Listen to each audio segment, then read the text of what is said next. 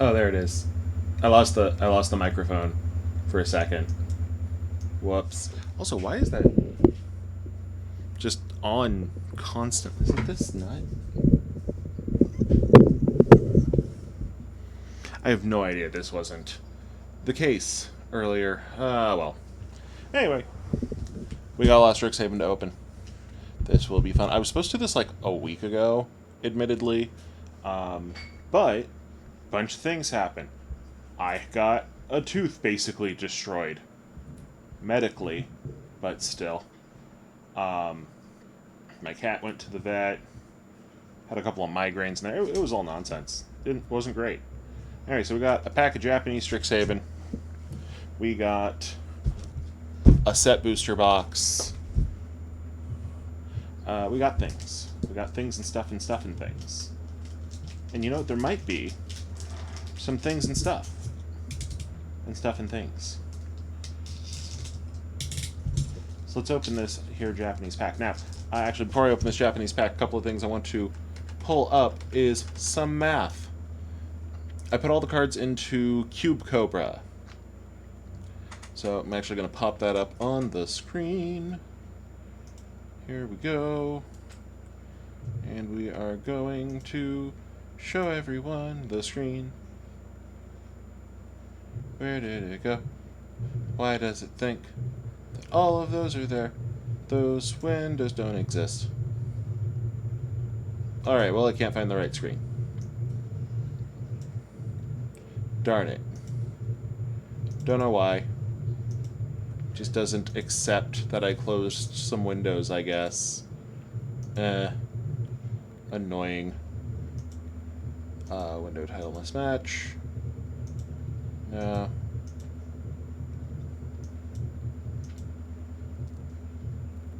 Here we go.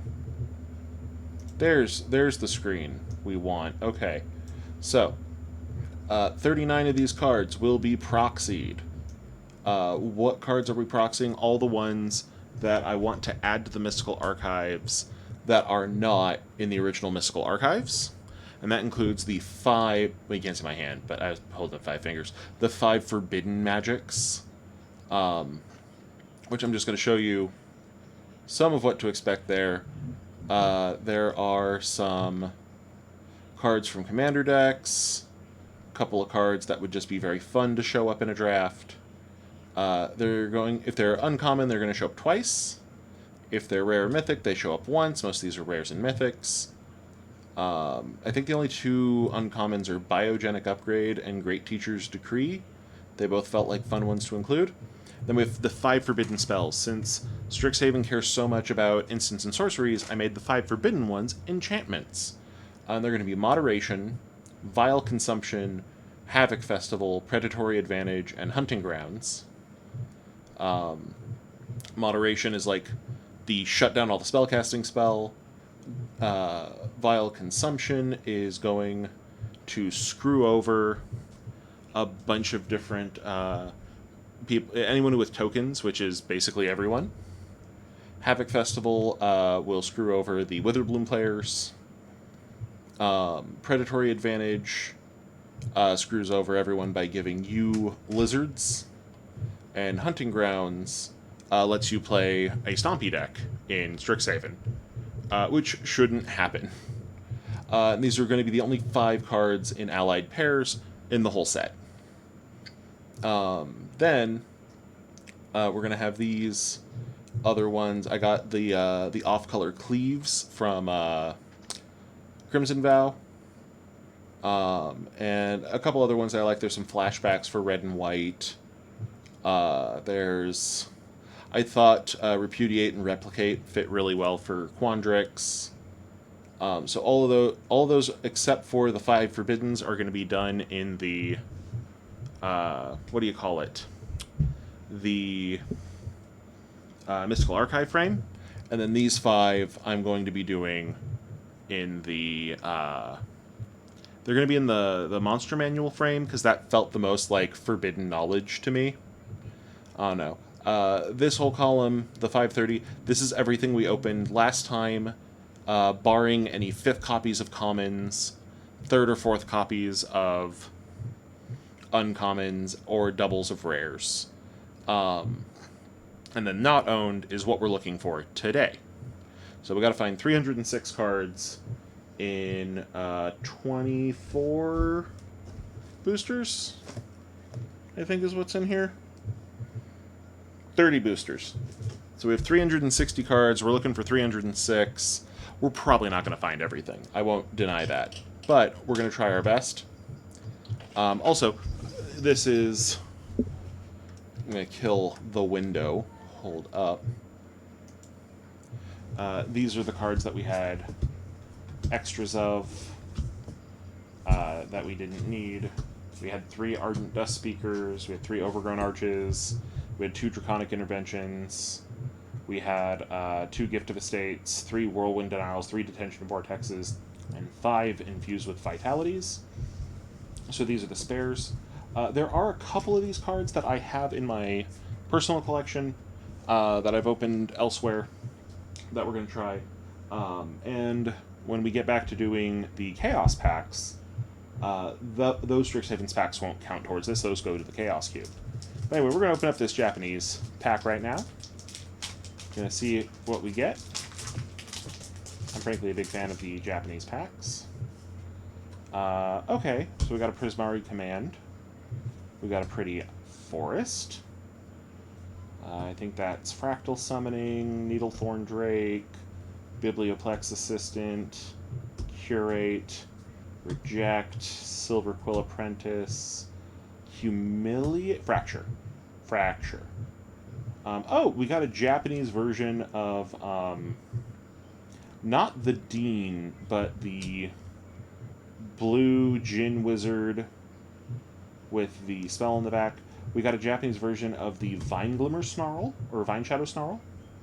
We got a Japanese version of... I don't know. We got a foil Japanese Professor of Symbology. What are you? Oh, you know what I could do? I could look at the list of cards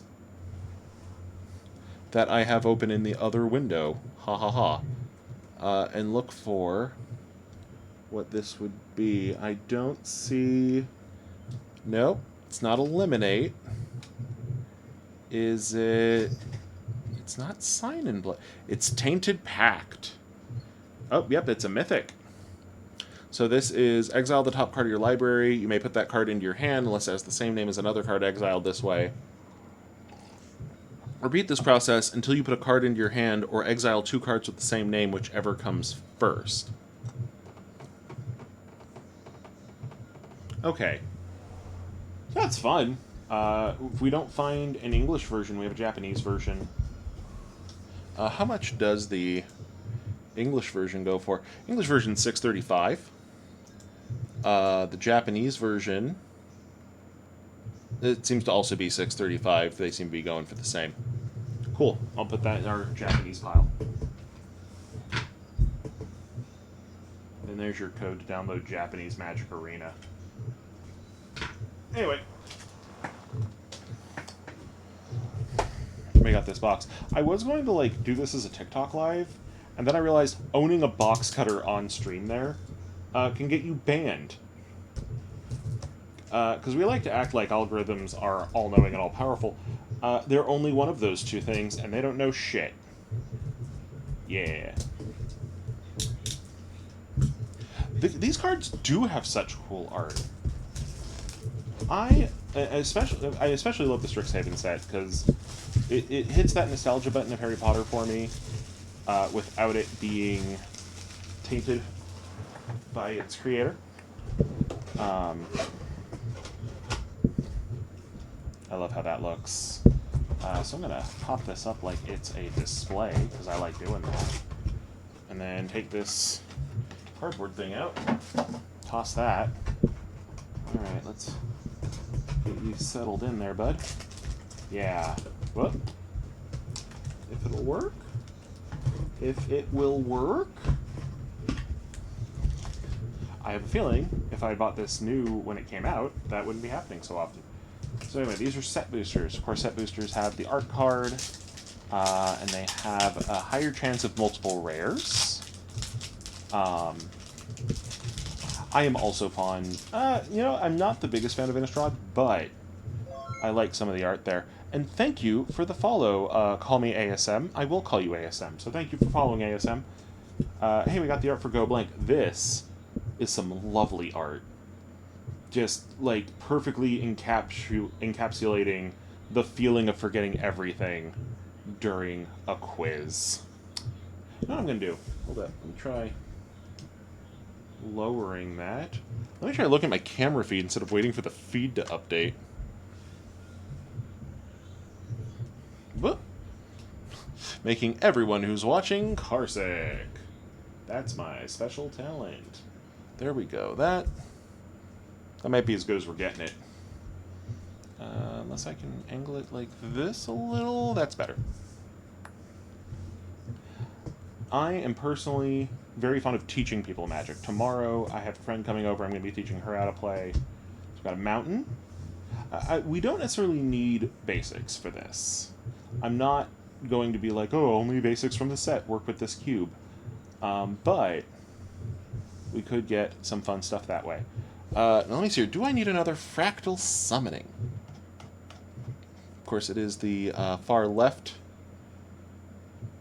category that I need to look at. I think I was good on fractal summoning. In fact, you know what I should do? So I should filter my list to only show status not owned? No, that doesn't work. I'm trying to figure out how to use Cube Cobra's list here. Ah, there it is. And apply. I have to put it in quotes. That's how I messed it up. Okay. So we have in Simic. Do I need another fractal summoning? It does not look to be so. So that's an extra. I guess I don't need to be looking at it so adamantly right now. I'll just start grabbing stuff, putting it in piles then. Alright, we got a Burrog Befuddler. This guy's kind of fun. He's a nice little debuff attached to a nice little frog. We're actually using the art from this frog for my friend Chloe's character in my Wednesday night Pathfinder game. Because she is playing a Ripley Summoner, so she is a frog. Bless you! Somebody sneezed in the other room. You know, it's sad when your friends don't want to learn how to play IRL. Sometimes all you can do is have it as an option. I like having a bunch of pre-made decks around. Makes it easier for people to get into things. We've got another Needlethorn Drake. I think I have plenty of those. A Biblioplex Assistant. A Fortifying Draught. An Honor Troll. Oh, a Mythic. We have Jadzi, Oracle of Arcavios. Who, I have not opened one of these on stream yet. 6 and a blue for a 5/5 human wizard. Legendary human wizard. Discard a card, return her to your owner's hand. To its owner's hand. Magecraft. Whenever you cast or copy an instant or sorcery spell, reveal the top card of your library. If it's a non-land card, you may cast it by paying 1 rather than its mana cost. And if it's a land, put it on the battlefield. That's a game ender. In the back, she has Journey Up to the Oracle. 2 and a green for a sorcery. You may put any number of land cards from your hand onto the battlefield. Then if you control 8 or more lands, you may discard a card, and if you do, return this to its owner's hand. I like that. I like that a lot. And we got a Witherbloom command, which I don't believe we had a Witherbloom command yet either. So that is black and a green. For a sorcery, pick 2. Target player mills 3 cards. Then you return a land card from your graveyard to your hand. Not bad. Destroy target non-creature, non-land permanent with mana value 2 or less. Sure. This set has a lot of tokens. That's very helpful. Target creature gets -3/-1 until end of turn. You could kill something. In fact, I think that specifically kills an Inkling. And no, that doesn't kill a spirit. That almost kills a spirit. And target opponent loses 2 life, and you gain 2 life. Sure, that's also pretty darn fun. And we got an Ephemerate. which is a wonderful one to get for our Mystical Archive. This one's fun. You get to exile target creature control, return to the battlefield under its owner's control, and then rebound, so you get to do it again next turn for free. And so we could use that to do something like flicker in Burog Befuddler, give -1/-0, give -1/-0, and then next turn give another -1/-0. That's just helpful. It's here. You bought the starter kit since it was cheap. It has 2 decks. Both have a box. Yeah, that's a good way to do it. I personally really like the rookie decks from Card Kingdom. They're $5 each. They are very simple, very good for teaching people how to play. There's also the battle decks. Now, full disclosure, the guy who now makes the deck lists for the battle decks is a friend of mine. And he does great work, and the guy before him did great work, and you just want to make some nice casual decks, but you don't have the time, they're $10, and the shipping's super fast. We got a foil Time Warp in our first pack, and I'm hoping that this is like a sign of how good this box is going to be, and not Can we do it again? a jinx. I don't know if we can get a Time Warp again, and really I only need one. Now, they have yet to print any cards called Jump to the Left, Step to the Right. I'm waiting for them to do that, just so I can build an entire themed deck. I believe it would be Blue-Black Zombies. That feels like the best way to capture Frankenfurter in spirit. Now, I know he's not a zombie, but Innistrad's wizards build men. And they are also in blue-black. I didn't make him for you. Right. So, we need Wizards of the Coast to also make some sort of card where I make a man and give it to somebody, but it doesn't do what they want, because then I didn't make it for them. Anyway, this is a wonderful pack already. Card Kingdom will sell sealed product in the US, but they will sell singles anywhere in the world. If you can't get your hands on a Card Kingdom rookie deck, there are deck lists available. You can buy the singles outside of it. So I would suggest if you have to, buy the singles separately through Card Kingdom. They are one of the only unionized Magic stores, and I personally think you should always support people's local game stores, people's friendly game stores, and unions, and that is a unionized friendly local game store for a lot of Americans. Now, if you have a game store where you can get the stuff, and I mean a real game store, not a Walmart, not a Target, not a big box store, not Amazon, but a real store you can go and play games, support the one near you first. They are a treasure, and they should be held on to. You treat them like you treat a good partner. Also, that also applies if they turn toxic. If they turn toxic, kick them to the curb. But treat your game store right, it'll treat you right. Hopefully, as long as it doesn't end up full of grognards and Nazis. Anyway. You see, if you don't have any game stores, support Card Kingdom, as they're one of the best distributors. Let's see here. Oh, hey, we got the art card for Time Warp.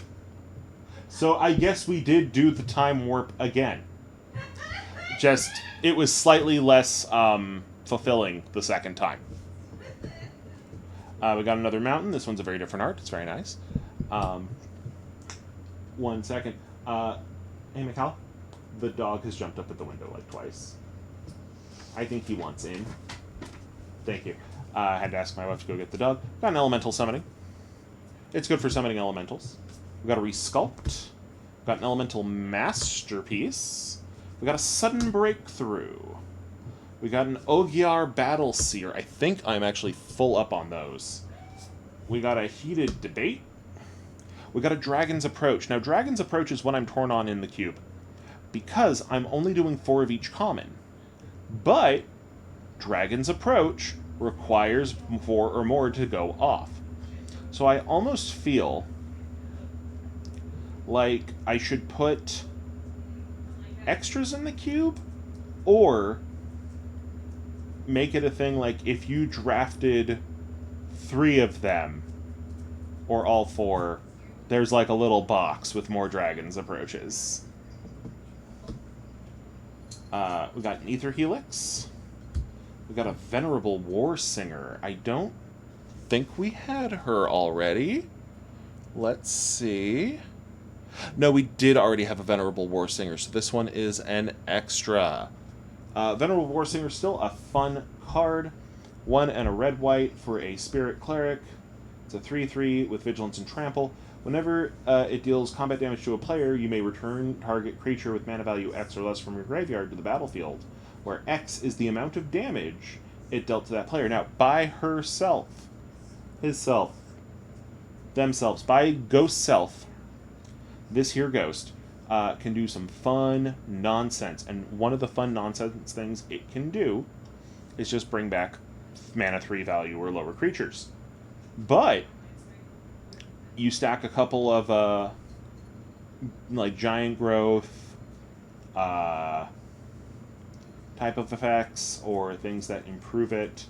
You got that Blood Age General, which is a common, which lets you add +1/+0 by tapping it. I would totally tap this to give this one an extra +1 so I can bring back something bigger. Because you should want to bring back something bigger. Alright, we have a Brainstorm. Draw 3 cards, put 2 cards from your hand on top of your library in any order. It's nice. We needed it. That's great. We got a foil Reckless Amplimancer and the add card, which is a Fractal on this one. Now you'll notice I'm kind of burning through the commons. We had a previous video where I went over a lot of the commons, but there are some good ones that we haven't seen. I think we actually have seen all the commons at this point between this and the last stream, but if there's any particularly interesting ones, I will be bringing them up. Oh, our art card is Ibrahim, the Dean of Theory. He's the blue-green... He's the blue half of the blue-green school. What is my favorite color to play? That's a hard question. I don't think I have a favorite color to play. I have a least favorite color to play. I'm not big on playing black, especially graveyard-focused black. However, I'd say if I had to pick a color, I tend to really like ending up in red-white or red-green or green-white. I like Stompy.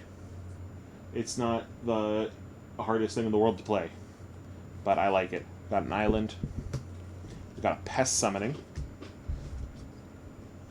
Got a Springmane Servant. Another Detention Vortex. We know that's an extra. A Hall Monitor. I do love the Hall Monitor because it's a monitor lizard, but also he's the Hall Monitor. Got an Access Tunnel. I needed one of those. We got a Mage Hunter. Plumb the Forbidden. Solve the Equation. In fact, I think I'm just going to stack the uncommons at this point, because I already sorted the ones we did last time, I should say. So I don't want to go too nuts on that. Michaela, the cat is causing problems? Yeah, I know. Okay. I should mention, I'm mostly delegating things to my wife at the moment, as she is... Well, she is playing a game, and I don't want to interrupt her. It's not food. It's tape. Why are you eating tape? Why aren't you eating tape? Wait.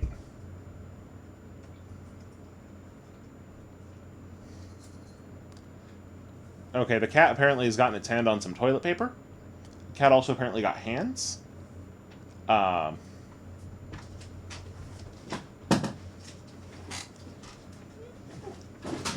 The cat has gone nuts. The cat may show up. We'll see. We got a Callous Blood Mage. On your battlefield, you can make a pest, or you can draw a card and you lose a life, or you can exile an entire graveyard. That last ability is just saying, fuck you, red-white. Because in this particular set, red-white is not an aggro strategy or an equipment strategy like it is in almost every other set. It is a graveyard strategy. So this is like the one set where red-white makes no sense to me. I'm not good with the graveyard. That's okay. I don't have to be good at everything. Yes, I do. We got a Divine Gambit. I think I needed one more of these, so that's helpful. Got a Bookworm. I definitely needed one more of those. We got a list card this time. We got Pillage. Now, this will not be going in the cube. It's just nice to have. 1 and a red for a sorcery. Destroy target artifact or land. It can't be regenerated.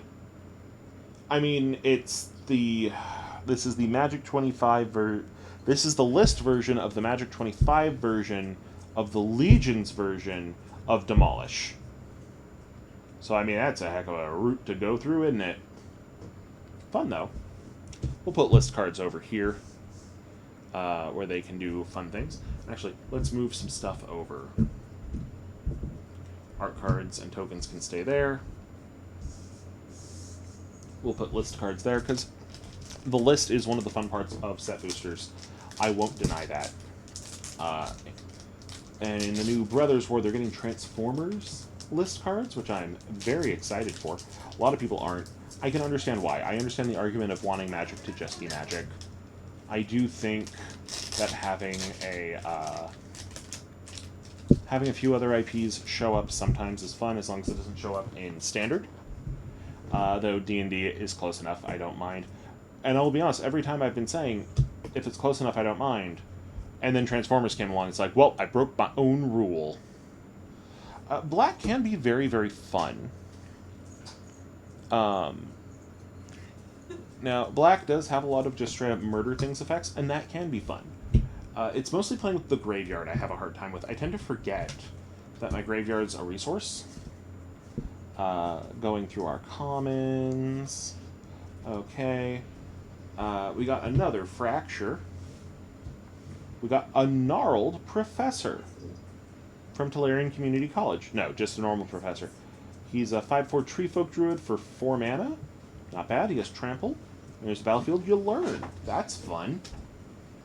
We got a Claim the Firstborn. I already have enough Claim the Firstborns, so this particular one will not be ending up in the cube. We got a foil Moldering Karok. That's fun. And so this is funny. This is fun. We got a Grisly Fate. Grisly Fate is not going in this cube, but in the other cube I'm working on, I needed a copy of Grisly Fate. So that's quite serendipitous. So Grisly Fate is 3 and a green for a sorcery that lets you play 2/2 green bear tokens. And then, Threshold, if you have 7 or more cards in your graveyard, because that's what Threshold means, make 4 2/2 green bear creature tokens, and as flashback for 5 and a green. Well, that just saved me a decent amount of money on a Card Kingdom order for my other cube. So that, you know what? That's pleasant. I also love that, like, you think it's a horseman, now it's a centaur. Centaur fighting 2 bears. But it's the Grisly Fate. It's not the Centaurious Fate, so he ain't gonna make it. And I will say, I do still enjoy playing Black. I will play any deck you put in front of me. Just understand that if it's a... ooh, Grape Shot. If it is a deck that requires me to think about my graveyard for too long, I will mess up. Mountain. I say that knowing that I don't live in a card game anime, and yet, now that I've said it, I've jinxed it. I'm going to be in some sort of horrible Battle City arc sort of a thing, and somebody's going to swap my deck out with a graveyard deck, and I'm going to have to figure out how to do it without money or an Ancient Egyptian Ghost. I'm going to have to Joey Wheeler this. By the way, Joey is the best duelist in that fucking show. Mostly because he doesn't cheat with money or Ancient Egyptian Ghosts. The man fights like 5 cheaters in the Battle City arc and wins against all of them. But also, Seto Kaiba's a hack for not disqualifying cheaters. He just sent them all against Joey. He sent them to Joey. I believe this in my heart of hearts. It was both a punishment against Joey for being Joey and also a punishment to the cheaters. Yes. Because now they have to lose to Joey. Okay, we got an Igneous Inspiration. We got another Rutha. We have enough Ruthas. It's the other... we have enough Ruthas, and we have enough Quintoriuses. We need another Killian, another Zimone, another Dina And we need a Will and Rowan in general. We haven't pulled them at all. And then we'll have all 7 students. The easy part about this is that Will and Rowan are on the same fucking card. So they're a 2 for 1. Got a reflective golem. Oh, hey, speak of the devil. It's Gillian. This was the one out of the 7 main or the 5 main students, I should say, who aren't planeswalkers, that caused the most hubbub. Yeah. Because right after Wizards of the Coast says, hey, we're bringing in people to help us be less racist, because we heard all of your complaints, especially when we put a card that was a 7-11 in Kaladesh. Oh, that's the Asian student whose dad is hard on him. Yes, so this is an Asian student with a tiger dad. Yeah. Which is a stereotype. Yep. And not the cool ones like a Panasonic or a Magnavox, but rather, the mean kind. Hey, we got a Thunderous Orator. I actually really like Thunderous Orator. That one's in my beginner cube as well. So you had Graveyards Matter cards? Tons of them. Oh, goody. You can shuffle them off to me if you want. I do not. Oh. We're building the cube first and foremost. Okay. Now, That's not your toy, Whiskey. Now, of course, in this set, Graveyard Matters is in red and white, which is not where it shows up in most other sets. That's true. The only other place where it shows up predominantly in white is Amonkhet. Well, no, in Innistrad, it's everywhere. Sure. Okay, we got a Shadewing Laureate. Whiskey, that is not your toy. We have a Radiant Scroll Wielder, who I believe we already had one of. We have an Urza's Rage, which I know we did not have one of, so that is helpful. Urza's Rage, very, very fun card. That is 2 and a red for an instant. This spell can't be countered. It deals 3 damage to any target. But it also has Kicker, 8 and a red.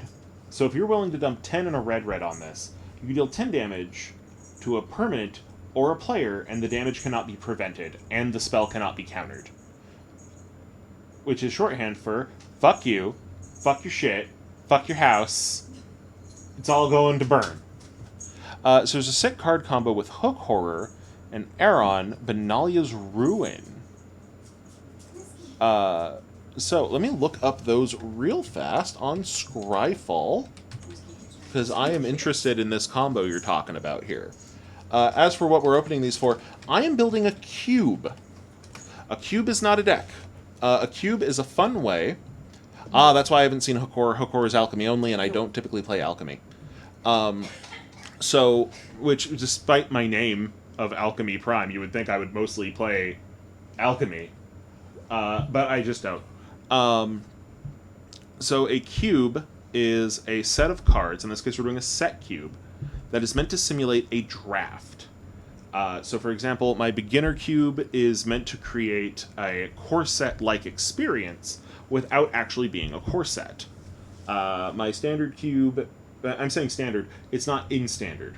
The cube I normally use, there we go, the big ol' cube, is a big ol' cube, and it's mostly meant to fill in with cards that nobody wants to use in a deck, because in my opinion, cards should be played with, and even if they're super weak, if you put them in the right environment, they'll be great.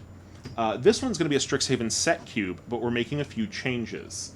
Those changes being, I have added 39 additional cards to the Mystical Archive, which I will be proxying, and I have added 7 additional cards to the main pool, which I will not be proxying. The purpose being that I like Strixhaven Draft. I thought it could have used a little more oomph. And this way, my friends and I can draft Strixhaven whenever we want. And so part of what we're doing is we're doing a 4-2-1 cube, so we need 4 of every common, 2 of every uncommon, and 1 of every rare and mythic. This is also known as a fuck ton of cards. So rather than buying those all outright, which would have cost me $540, I bought some boxes. Now, the first box, we actually made back the value of the box and the amount of cards we opened.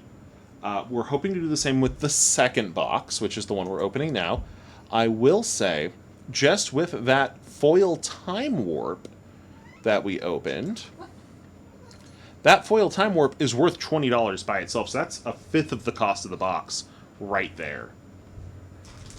Now, as for the list cards, those are just for funsies. I do like that I pulled the Grizzly Fate I need for the updated version of the Big Ol' Cube.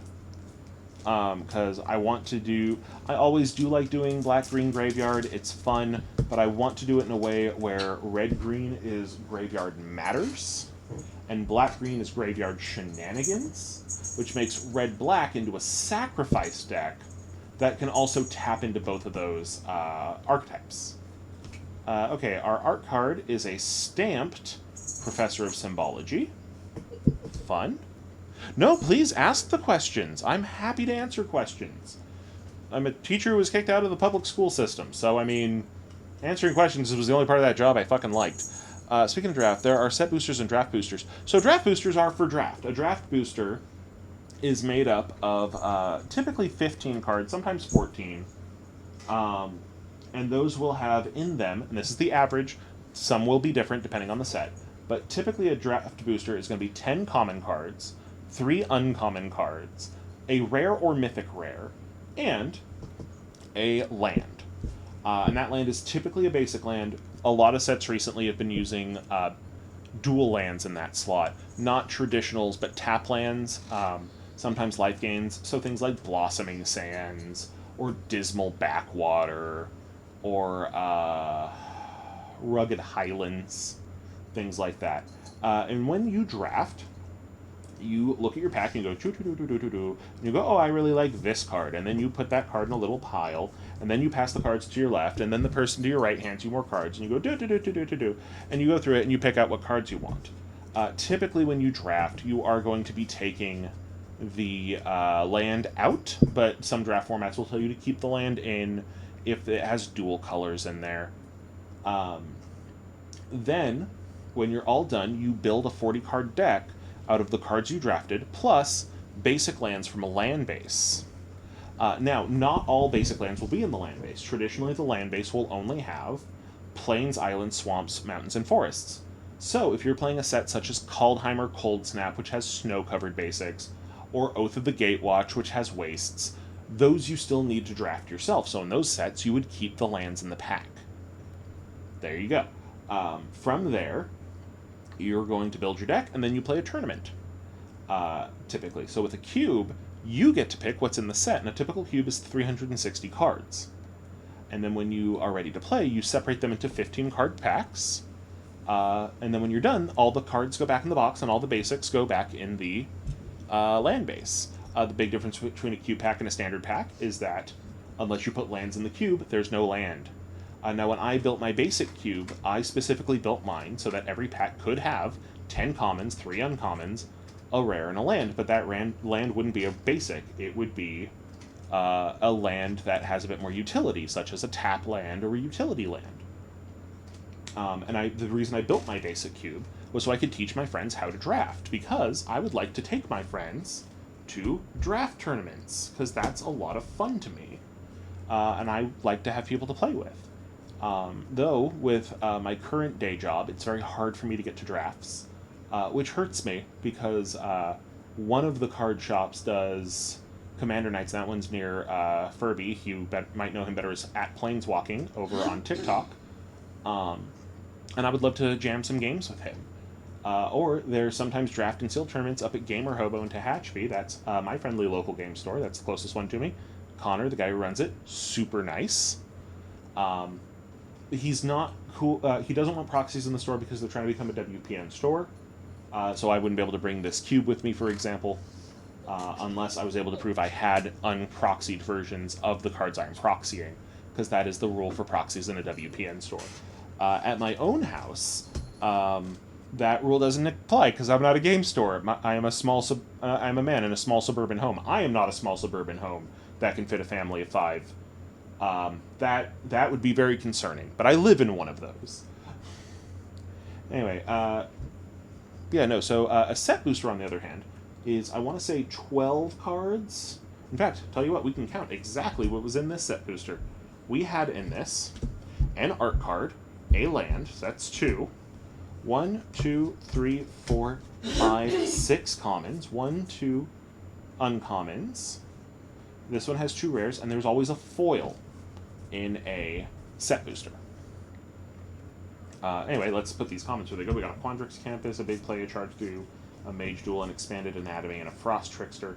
I actually think all of those cards I listed off were either 4s or 3s in our set. So when we're done here, I'm going to be sorting through here and counting up what we need. We got a Divide by Zero. We got a Master Symmetrist. I really like Master Symmetrist. It is the only rocks in this entire fucking set. But that shows how diverse Strixhaven is. And I love that. A Hall of Oracles. I needed a Hall of Oracles. So that is good. And a Lightning Bolt. I needed a Lightning Bolt. And a Foil Necrotic Fumes. I didn't need a Foil Necrotic Fumes, but I ain't gonna say no. And we got a Treasure Token. In fact, what I'm going to do is I'm going to start taking the tokens out of here, separating them from the art cards. Because tokens and art cards don't necessarily need to mix. Art cards are just for fun. They don't do anything in the game. You could use them as tokens. Some people use them as proxies for the cards they represent. I like to look at them and see how pretty they are. But I'm basic like that. I also, I don't like pumpkin spice lattes, but I will make pumpkin spice oatmeal for myself, but I don't add pumpkin, because pumpkin spice is not pumpkin, pumpkin spice is the spice you add. You could also call it pork spice. The fact that we don't have pork spice lattes is probably for the best, but they'd be the same latte.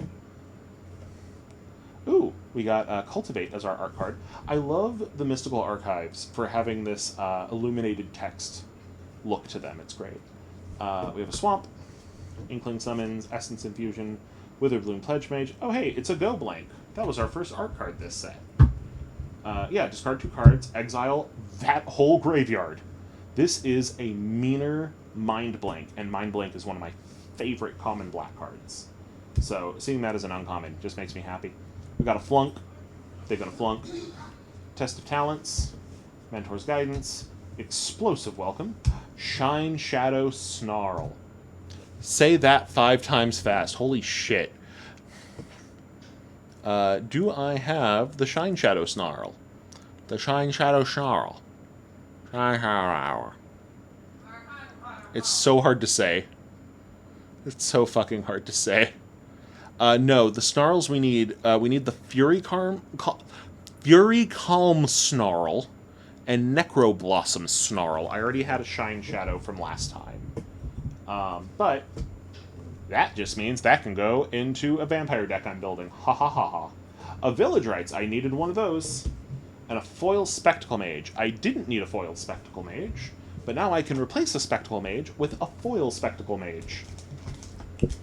Because, you know what? I mean, I realize that the foils tend to pringle, especially if you're in a place drier than Seattle, Washington. Though actually, that's not true. It's drier than wherever they're printed. So this set... These are Japanese boosters, so these would have been printed... I actually don't know what the Japanese printer is. I want to say that the Belgium printer is in Bruges. So it's whatever the humidity was in Japan. But I guarantee you, it is drier here in the Mojave Desert than it is there. That is the art card for Frostboil Snarl. That's a lot of fun. We have a Montagna, a Necrotic Fumes, a Lorehold Campus, Lorehold Pledge Mage, Combat Professor. He just looks cool. He looks fucking cool. Though seeing him reminds me of my big problem with the Strixhaven D&D book, which is they only put the Owlin in there. Though looking at these cards, there's more than the Owlin. There's tree people, and there's frog people, and there's elves, and merfolk, and humans, and dwarves, and loxodons, and some of those are in the core rulebook for D&D 5e, so you know you can play an elf, or a human, or a dwarf out of the core rulebook, that's fine. But like the merfolk weren't printed in that, they were printed in a free supplement on the website, but who knows how long that's going to stay up. And then, like the Loxodons are in the Ravnica book. I have the Ravnica book. It's no skin off my nose. But what if you don't have the Ravnica book? I feel that they should have been in the Strixhaven book as well. We got a clever Lumimancer. I believe I needed one more of her. We have a Flame Scroll Celebrant. So this one's new to me. This is 1 and a red for a human shaman, a 2/1. Yeah, it's a piker. That's fine by itself. Whenever an opponent activates an ability that isn't a mana ability, it deals 1 damage to that player. Pay 1 in a red to give it +2/+0. So it has double strength fire breathing for basically twice the price, but a little bit easier. Flip side, Revel in Silence. White, instant. Your opponents can't cast spells or activate Planeswalker's loyalty abilities this turn. Exile Revel in Silence. Flavor text, sit down and listen. The other side is stand up and fight. God, I just love this one. That's a preemptive counterspell. That's fucking badass is what that is. Holy shit. Alright. Then we got a Dream Strix, which is a bird illusion. They just want you to think it's a bird. It is the LaCroix of birds. 2 and a blue for a 3/2 bird illusion with flying. When it becomes target of a spell, sacrifice it, and when it dies, learn. What did we learn today, Timmy? Don't aim at the illusion bird. I don't know why Timmy's voice is deeper than the dad's in that. I think it is probably for the best that I did not really get into playing this set. Mm-hmm. Because every time I'd get a learn card and I'd play it, I'd have to... Like, my brain's telling me that I'd have to do it. Here! Educate yourself! But you're the one learning. You'd have to educate yourself. Okay, we have an Adventurous Impulse. Single green for a sorcery. Look at the top 3 cards of your library. You may reveal a creature or land card from among them. Put it in your hand. Put the rest in the bottom of your library in any order. We have a foil Soothsayer Adept. It's a Merfolk Wizard with a cool mohawk. Where's our cool punk rock merfolks, wizards? Well, I mean, that is a cool punk rock merfolk wizard, but I am demanding it of wizards of the... You know what I mean. What is my favorite card? I can show you my favorite card, because it is framed on my desk. And this is the dumbest answer one could have for their favorite card. It is in a dusty frame. Hold up, let me dust my frame. Now, this is not my original copy. This was one that my wife got me for our first anniversary. She got me the frame as well. It is Dakmor Scorpion. It's a 1 and a black for a 2/1 Scorpion. He has no abilities. He has the best flavor text in the history of Magic, and nothing will ever beat it. Of a scorpion this big you won't find curled up in your boot. Maybe around your boot, but not in it. It's a very silly card. But the reason I love it, one, it is from a beginner set. This one is from Portal. It was also in Starter Deck 99, which is what my original copy was. This is a card meant to teach people how to play Magic. And that is what I love to do. And more importantly, this is the card that I looked at when I was learning to play Magic the first time, and I went, man, I really like this game. But then, Mana Burn became too scary for me. And I found out later that one of the friends who was teaching me had a tendency of giving the people he was teaching decks that would lose to the deck he was using, which I also find out is what fucking Yugi does to Joey in the Duelist Kingdom arc. And so Budget Yugi Moto, who is one of my best friends still, but Budget Yugi Moto tried to teach me and Frere how to play, and gave us decks that specifically were weak against his. God damn it, I knew it! I knew that's why I wasn't winning with that stupid fucking goblin deck! Now, however, that card I got as like a donation. Then I fell out of Magic for a long time. Then I came back in Kaladesh, and I really, really loved Kaladesh, because if there is a cheat code to come to my heart, it's anything with Middle Eastern, Indian, Native Mesoamerican, or Egyptian themes. And standard for that year was Kaladesh, which was India Solar Punk, Amonkhet, which was dystopian Egypt, and Ixalan, which was Mesoamerica, but with dinosaurs, and all of the conquistadors are vampires.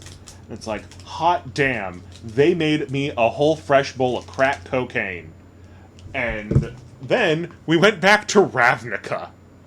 Not to shit on Ravnica. Ravnica has a lot of things I like in it, but it does kind of feel, to me, Oh, there was Dominaria in the middle, which was like, here's a lore dump, and I love lore dumps.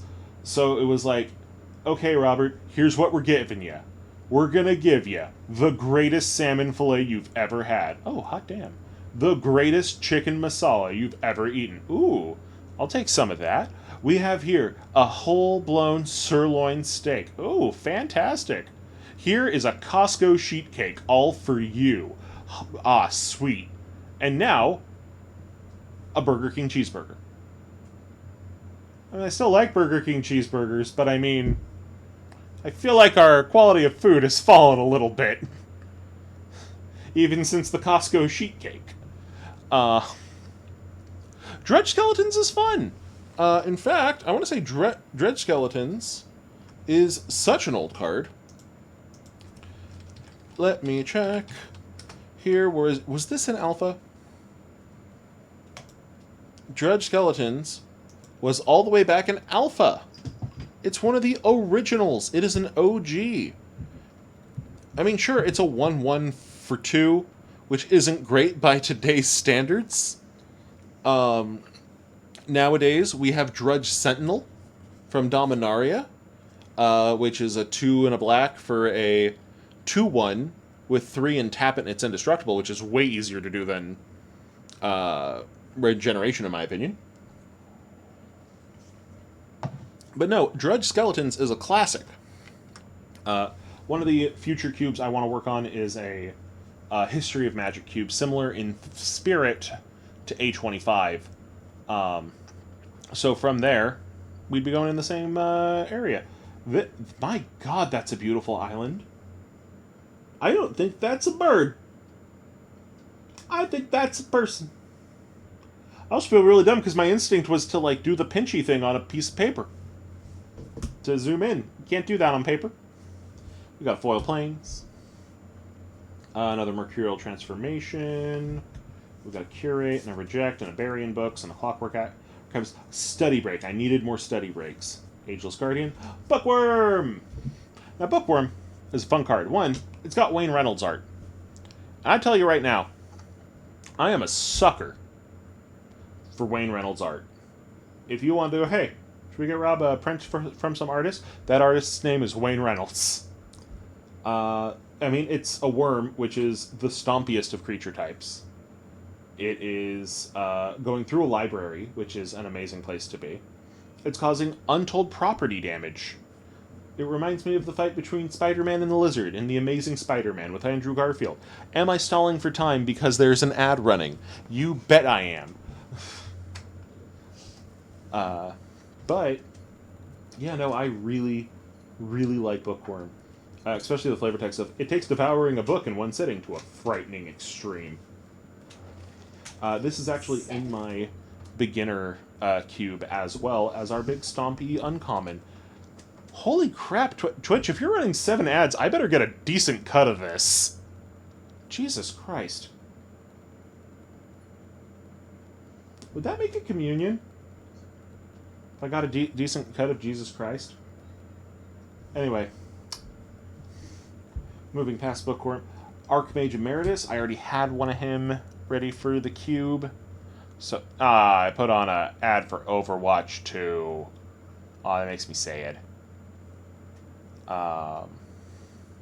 Anyway, I do like Archmage Emeritus, because he just turns all of your spells into card draw. I mean, what more do you want than to draw more cards? If you think to yourself, hey, should I draw more cards? The answer is yes. This is a card game, you want to draw more cards. Actually, I say that, but now I'm reminded of the Teenage Mutant Ninja Turtles card game, I think it was, where if your only way to win was by milling, and all damage milled. So, like, maybe you don't want to draw more cards in a game like that. But Archmage Emeritus, good for drawing cards. I got a shock. It was shocking. Closing Statement. In foil, 3 and a black-white, costs 2 less to cast in your end step, because it's your closing statement. Ha-ha. Destroy target creature or planeswalker you don't control. Put a +1/+1 counter on target creature you control. That's fun. I like that. Merfolk Mistbinder. I've been wanting to build Bant Merfolk. It's like, yeah, I'll take it. I'll take a list card. That can go into a nice... Actually, there's a Simic Merfolk deck I also want to make. It's going to go in some Merfolk deck. I have a bunch of Commander decks I have not built. I'm the worst at building decks. I'm really good at telling myself I'm going to build decks. Ooh, I really like the art on Revitalize. That's fancy. We got a Swamp, Spirit Summoning, Pledge Mage, Soothsayer Adept, Field Trip, Archway Commons. Sure. Symmetry Sage, Wormhole Serpent, Academic Dispute. Crackle with Power, we got a Mythic, boys. X, X, X, and a red. Crackle with Power deals 5 times X damage to each of up to X targets. So, okay, let me see here. For 5 mana, I deal 5 damage to 1 target. For 2, 6, 8 mana, I deal 10 damage to 2 targets. For 11 mana, I deal 15 damage to 3 targets.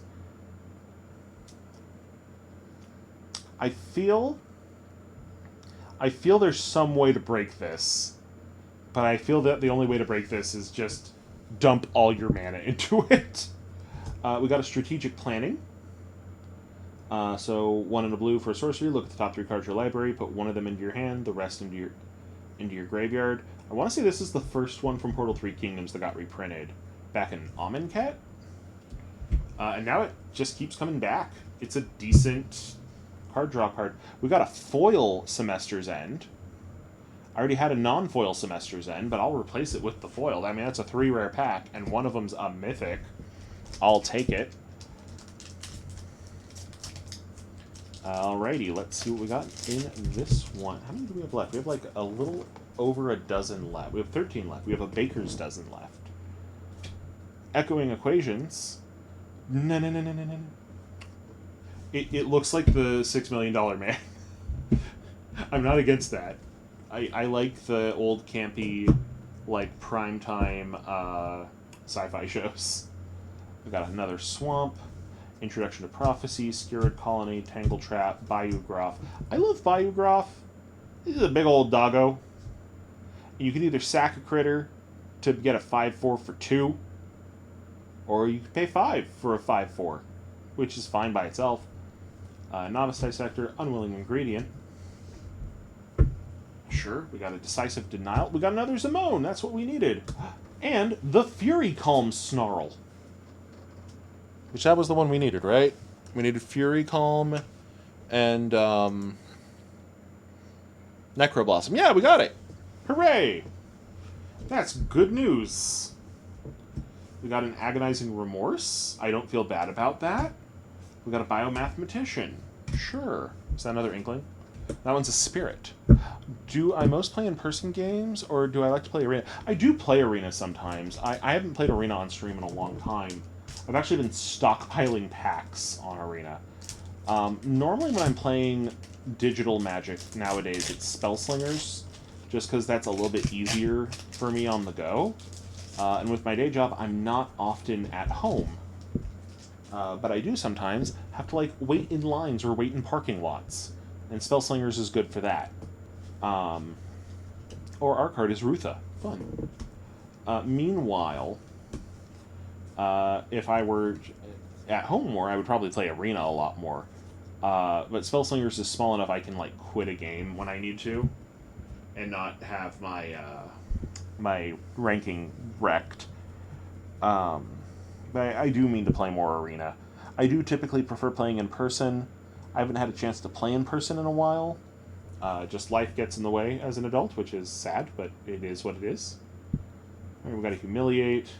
A Baleful Mastery, I needed one of those. An Inquisition of Kozilek, I needed one of those. A Foil Spectre of the Fens, I didn't need one of those, but again, I ain't gonna say no. And a Skull Clamp. Holy shit, how much is Skull Clamp? Like, I'm gonna use it, I ain't gonna sell it, but I just want to know.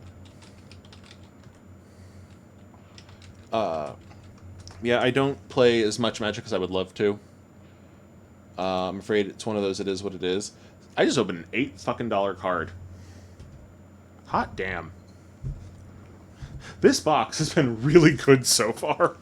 Holy shit. I got a Skull Clamp. I got the cool art on Skull Clamp. I like the other art, but this is the art I really like. Because it feels more like 50 sci-fi or 70 sci-fi. And the other one feels like Hellraiser. Now, in a perfect world, I would play many more games. I'd play with people all the time. But those wouldn't just be games of Magic. It would also be games of the Digimon card game. It would be games of Pokemon. I'm working on a Pokemon Cube as well. And so, honestly, the main way I've been interacting with card games lately is over on TikTok. I do pack openings almost daily. I really, record a bunch of them ahead of time, and then, pop one out once a day to mess with TikTok's algorithm, but it is what it is. It works. Ooh. This art card is Galazeth Prismari, the headmaster of the Prismari College. I love that the headmasters are all dragons. Yeah, they are. Alright, going through our commons. Nothing jumping out at me. We got a practical research, a mascot interception. A torrent sculptor! That's right, they can help you pirate movies! They sculpt torrents. That's not what that means. This is who we got in the Japanese one. Hold up, where'd they go? They're right here. See? They's the same. So now I can read what he does. 2 and a blue for a 2/2 Merfolk Wizard. So not a genie, like I thought. When Torrent Sculptor enters the battlefield, exile an instant or sorcery card from your graveyard and put a number of +1/+1 counters on Torrent Sculptor equal to half that card's mana value rounded up. So if you got rid of a 1, you'd get a 1. That's not bad. And then the flip side is Flamethrower Sonata. That's a much hotter song than Moonlight Sonata. A lot more property damage, too. 1 in red for a sorcery. Discard a card, draw a card. When you discard an instant or sorcery card this way, Flamethrower Sonata deals damage equal to that card's mana value to target creature or planeswalker you don't control. He channels his heart's passion into every fiery note. He's also no longer allowed in the sheet music section. We got a Leonin Light Scribe. I think we already had one of those, but I like it. We got a Weather the Storm. I think we already had a Weather the Storm, but I like Weather the Storm, so I'm not necessarily going to say no to a second copy. Sure enough, we already had a Weather the Storm. But I mean, hey, in a life gain deck, it helps. Sudden Breakthrough, Blood Avatar Token. But yeah, I'm over on TikTok as Alchemy Prime. Feel free to follow me. Sometimes there's coffee, sometimes there's D&D. Basically daily there's trading card games. I say D&D, it's really other RPGs at this point. I mostly do Pathfinder. I'm really getting into Animon, which is like the Digimon RPG, but not. And I really want to run the Power Rangers RPG, the Transformers RPG, and Star Trek Adventures. Another Professor of Symbology. This one's not stamped. That name again is Alchemy Prime. ALCHEMYPRIME. Also, of course, we are both... we are on YouTube, and by we, I mean me. It's a royal we. As both Alk Plays Games, that's where we put up the VODs of our streams. I am very behind on that, but there are over 1,000 other streams and Let's Plays on there currently. And of course, Alchemy Prime, where I will be moving my YouTube pack openings, which will be building into my Crack-a-Pack cube. And also, how to play Pathfinder type videos. I've been trying to get better at them. I started back during quarantine, then the depression got me. But I'm trying to find time to do it now during my weekends. It's just gonna be a little difficult. Going through, pulling out the commons, because we're pretty much done on the oh no, we got a Pillar Drop Rescuer and a Pillar Drop Warden. Okay, I thought we got 2 Pillar Drop Wardens for a second. Witherbloom Apprentice, Mortality Spear, Quandrix Command, we needed one of those, another Cultivate, A foil Witherbloom Campus. Contagion Engine! Hot damn. Okay, hold up. Let me put these down. Contagion Engine. That is a fun list card to pull. So that one, 6 mana for an artifact. When it enters the battlefield, put a +1/+1 counter on each creature target player controls. For an tap, proliferate, then proliferate. Which basically means for an tap, on the next turn, I can kill anything with 3 toughness or less. Very, very fun. Checking a thing. Killing the volume as I check a thing. Yep. Aha. Ah, that's what that message was. Holy shit. Saeed, who you may remember as being here for the Digimon card game stream, is currently on vacation, and he's sending me pictures of a collectible store he's at. And, like, hot damn. They have some cool stuff. They have a not War for Cybertron, Combiner Wars Bruticus. I'm suddenly very jealous of seeing. Very nice. Very, very nice. Alrighty. And continuing on for a moment. Of course, thank you all for everyone watching. Love having you here. I know lurkers don't get a lot of attention other than to call them out. I just want to let you know you're appreciated, even if you don't talk in the chat. Every pair of eyes counts. And of course, if you like what you see, please follow. If you want to subscribe, subscriptions, if you have Amazon Prime, are free. They help us out. You don't have to, but we like it if you do. Okay, we got another Prismari command. Got a Forest. I think the other one we got was Japanese, that's right. Confront the Past. So there's one rare.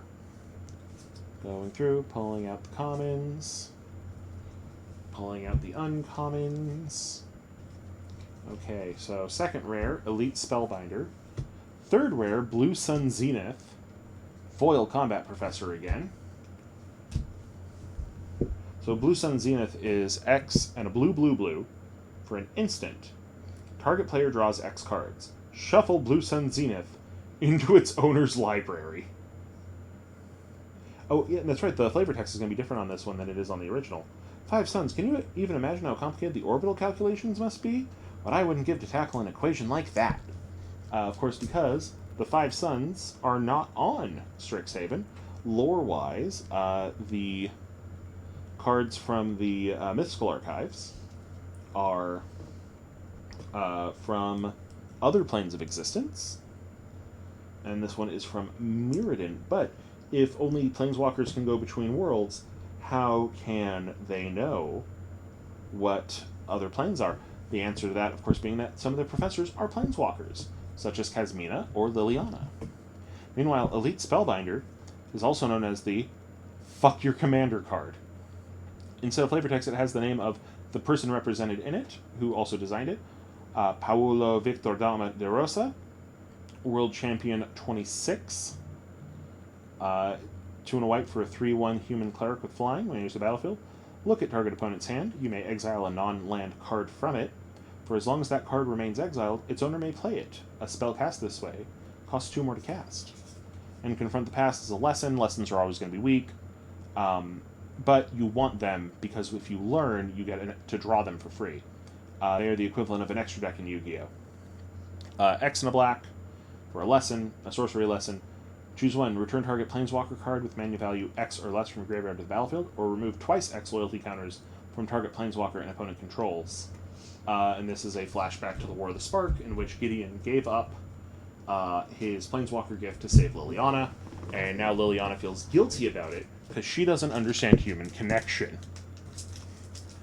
Because when you give up everything for power, you give up everything. And so she has a hard time with kindness. There's a new comic series. I want to say it's like the Lost Planeswalker or the Forgotten Planeswalker. But it's Liliana having to find a planeswalker nobody remembers on a plane nobody knows how to get to. And she has to be the hero, and she is not ready to be the hero. We got a Shadewing Laureate, an island, pulling out our commons. Great. We got the Umbral Juke, Zephyr Boots, Valentine, the Dane of the Vein. So this is one of the 2 Witherbloom Deans. Single black for a 1/1 Vampire Warlock with Menace and Lifelink. And if a non-token creature an opponent controls would die, exile it instead. When you do, you may pay 2. If you do, create a 1/1 black and green pest creature token with when this creature dies, you gain 1 life. And on the flip side is Lizette, Dean of the Root. 2 and a black for a 4/4. Sorry, 2 and a green for a 4/4 human druid. Whenever you gain life, you may pay 1. If you do, put a +1/+1 counter on each creature you control, and those creatures gain trample until end of turn. Then we have Counterspell. It's the classic blue Counterspell. So conceptually, planeswalkers. In the chat, ASM is saying, I keep hearing about planeswalkers and played versus a dude who played one, but I don't really understand them. A planeswalker is conceptually someone who can walk between the planes. The Magic multiverse is not infinite, but it is effectively infinite. You can walk between... Some people are born with what is called an ether print. It is on their soul. It is the essence of the Blind Eternities, which is the stuff between planes, and it allows them to walk between planes. If a normal person goes between planes, it will dissolve them. They will turn to dust, or they will come out as like horrible spaghetti tentacles, or like the tongue of that weird deep sea worm that keeps showing up in GIFs sometimes. Meanwhile, a planeswalker can walk through it, but it is the Blind Eternities, because if you open your eyes, you may go insane. And so most people's eyes close instinctively in the Blind Eternities. This is where the Eldrazi live. Now, this stuff is between all planes. Planeswalkers have the ability to walk between planes instinctively. There are other methods to get between planes. They're very dangerous and will typically kill people. Unless you're not people, then you might be okay. I don't know. Now, when you play Magic, you're sitting down and you are a planeswalker. You are one of these super powerful magical beings. And you will be going between the worlds to gain your spells, and that's how you build your deck. You are fighting another planeswalker, that is the person across the table. But there are also planeswalker cards. And these cards represent other powerful wizards who you are calling in because they owe you a favor. And so, for an example, we have Luca, Wayward Bonder. He is 4 and a red for a 5 loyalty planeswalker. If you want to use his abilities, you may use 1 per turn at sorcery speed. You have to pay the cost. The cost is either putting counters on him or taking counters off of him. If his counters reach 0, he leaves and goes to the graveyard. You can interpret this as the other planeswalker dying, or you can interpret this as him going peace and just fading out of existence, because this ain't worth it. So he starts with 5 loyalty. Any damage he takes comes out of his loyalty. For +1, you may discard a card. If you do, draw a card. If a creature card is discarded this way, instead draw 2 cards. If you take away 2 counters, return target creature from your graveyard to the battlefield. It gains haste. Exile it at the beginning of your next unstep. -7, you gain an emblem with, whenever a creature enters the battlefield under your control, it deals damage equal to its power to any target. So, when you have an emblem, emblems are special things that aren't permanents. They exist outside of the battlefield, but they affect the battlefield. They are what is known as a command zone effect. Now, as for attacking, when you attack, you are picking a planeswalker to attack. Now remember, all players are planeswalkers. Now, if a card says player but not planeswalker, you have to go for a real person. If it says planeswalker but not player, you have to go for a planeswalker card. But when you are attacking, you are picking a player or planeswalker card to attack.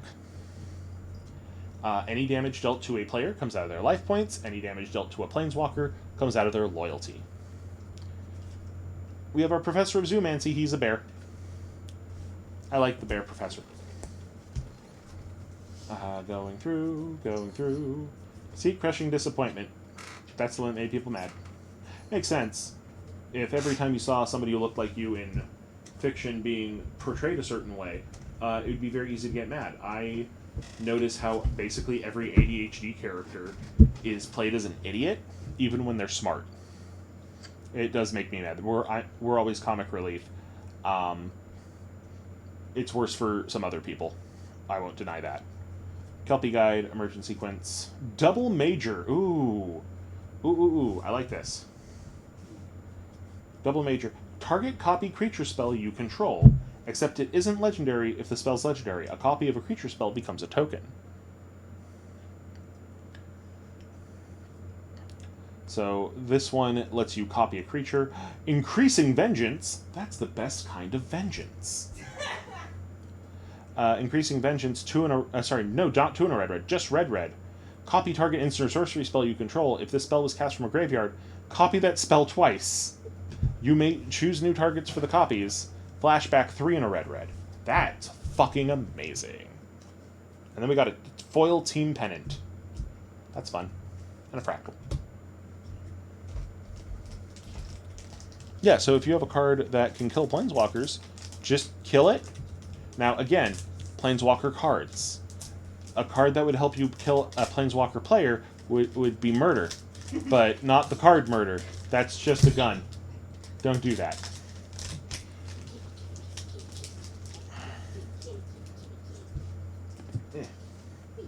Now we have Selfless Glyph Weaver. He's fun. Forest. Start from scratch. Fine, jealous boy. Okay. That's actually not a bad lesson. My jealous puppy. Stonewise Spirit, Stonebound Mentor, Read about. Expel. Yes, I thought that was one of our deals for today. I got distracted by games. It happens. Whiskey, stop! We got another Plargadine of Chaos. We got another Biblioplex. Got another Agonizing Remorse. We got a foil Promising Dusk Mage.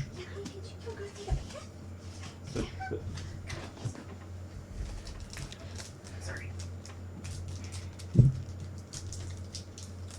Anyway, yeah, so Planeswalker cards can be a lot of fun. They can also be a chore to play against, depending on the Planeswalker. And I will tell you right now, I am not looking forward to playing against the new Urza Planeswalker that's coming out in Brothers War. Okay, we got a Eureka moment. Very fun. Soft boy, no! Got a mountain. Damn it. Illuminate History. 2 and a red for a lesson. Discard any number of cards, then draw that many cards. If there are 7 or more cards in your graveyard, create a spirit creature. Okay. That's fun. Boop doop doop. How are you doing, Frere, since you walked into the room? Doing okay? I miss the kitties. They're right there. They all left me. Oh. We got multiple choice. X and a blue for a sorcery. If X is 1, scry 1, draw a card. If X is 2, you may choose a player. They return a creature they control to its owner's hand. Also, I forgot to ask you to get my meds yesterday. That would have been an important thing to ask me yesterday. Yes, it would have been. Do you- So, I have to make do until you're done with the stream. Okay. It's fine. It's fine. Okay. It is not a big word. I promise. Okay. Find out when the pharmacy closes. Okay. If X is 3, create a 4/4 blue and red elemental. If X is 4 or more, do all of the above. I love that last little chunk there. Day of Judgment. Also known as Wrath of God, but not. 2 and a white for a sorcery. Destroy all creatures. Oh, look at my perfectly sculpted board state. Fuck off. You don't get anything. We got a foil resculpt. We got a list Golgari Thug. 1 and a black for a 1/1 human warrior. It's put into the graveyard from play. Put target creature card in your graveyard on top of your library. And Dredge 4. So this is just a better Drudge skeleton. Like the card we were talking about earlier. Amazing. It doesn't have Regenerate, but it has Dredge. So you have ways to get it back out for real easy.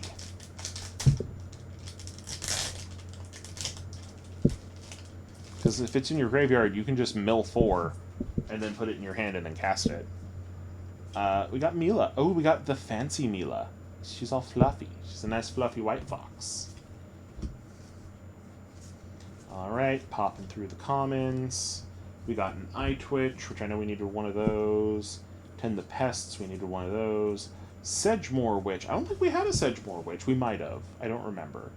We definitely needed another Duress. I don't think we needed a Fractal Summoning. Ooh, we got a Cadaverous Knight. This one's from Mirage. 2 and a black for a 2/2 with flanking. Whenever a creature without flanking is assigned to block this creature, the blocking creature gets -1/-1 until end of turn. And then 1 and a black for a generate. Which Liliana? ASM? Because there's been many Lilianas. I'm assuming you mean Liliana of the Veil. But there's also Liliana the Last Hope, which is my favorite Liliana. And then Professor Onyx, which is the Liliana that came out in this set and made everyone just super thirsty. Oh, the original Liliana Vess. Okay, let me pull that up real fast. I want to say this is from back when she was... Yeah, this is her first one, so this is way back when she was a villain. Yeah, put all creature cards from all graveyards onto the battlefield under your control. That is a great -8. The issue you have to consider is that turn 1 she'll be at 6, turn 2 she's at 7, turn 3 she's at 8, turn 4 you would have to kill her. So unless you've got proliferate cards, it's very difficult to get her to go off like this. However, also realize that she doesn't come out till turn 5, so really her -8 isn't even hitting the board until turn 9 at the earliest. Now, Liliana the Last Hope is a -7. She starts as a 3, so she's a 3 mana. Planeswalker, so she hits the board on turn 3, becomes a 4. Turn 5, turn 6, she has to do the same ability. Turn 7, if you're in a zombie tribal deck, you can just start making infinite zombies. So there's multiples of almost every Planeswalker. The way you check who a Planeswalker is, look on their type line. It'll tell you Legendary Planeswalker or originally just Planeswalker, dash, and then their name. The exception to this is the Emperor. The Emperor's name doesn't show up because she has no name. That's part of her deal as the Emperor. Spoiler for Neon Dynasty, the Wanderer is the Emperor. But Planeswalkers are differentiated by their names. So a card can tell you to look for a Liliana Planeswalker, and they would mean look for a Planeswalker card with the type Liliana, which would include Liliana Deathmage, Liliana Death's Majesty, Liliana Deathwielder, Liliana Dreadhorde General, Liliana of Dark Realms, Liliana of the Veil, what else? Liliana Vess, Liliana the Last Hope, Liliana the Necromancer, Liliana Untouched by Death, Liliana Waker of the Dead, Professor Onyx. But it would not include Liliana Heretical Healer, because that is a creature who flips into Liliana Defiant Necromancer. Because I want to say flip cards, you only look at the front when you're searching a deck. Magic's rules get intense. But yeah, the longer a Planeswalker's been around, the more likely you're going to have multiple cards of them. So like a Johnny, Garrick, Chandra, Jace, Liliana, and Nicol Bolas. There are tons of cool versions of them. Nicol Bolas has... Nicol Bolas God Emperor is probably my favorite one. Nicol Bolas God Pharaoh is really neat. The original Nicol Bolas card's cool. He also has a creature card from before he sparked. A Johnny does not, and Garrick does not, but out of the first 6 Planeswalkers we got, there was the Lorwyn 5 and then Nicol Bolas. We have multiple cards of all of them, including creature cards for Jace, Chandra, Liliana, and Nicol, and all of them have creature cards that flip. Bolas is the only one that has a creature card that does not flip, so he has 2 creature cards. Flipping meaning, of course, that you play one side, and then you do something and it flips over and the back side's a second card. Now, does every Planeswalker have a card? I wish. There's a bunch of Planeswalkers from the old comics that don't. And there's a couple of Planeswalkers that have shown up here and there that don't. And the new Boom comics are out of continuity, so they don't really have cards for their characters, which means we don't get cool Ghost Jace. I wish we had cool Ghost Jace as a card. We only get normal alive Jace like losers. Look at that man, breathing air. No, I actually like Jace alive, but I do think Ghost Jace is really cool, conceptually. Especially because it feels like they're building up to bringing him back to life, which will then just play with Liliana's heart even more.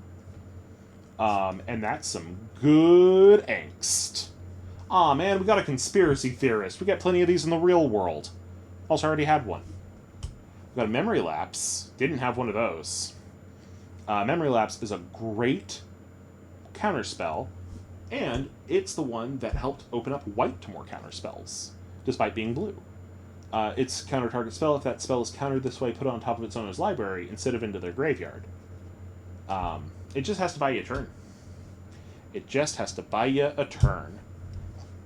But yeah, so there are multiple cards of different Planeswalkers, but not every Planeswalker has a card. Some of the older Planeswalkers only have creatures, because the Planeswalker creature type didn't exist until, like, I want to say 2007-ish? I was definitely in high school when those came around. And so any of the times they showed up before then in the story, they were just a guy. It's like Teferi's first card was just Teferi. Karn's first card was just Karn. We since got Karn and Teferi as Planeswalkers.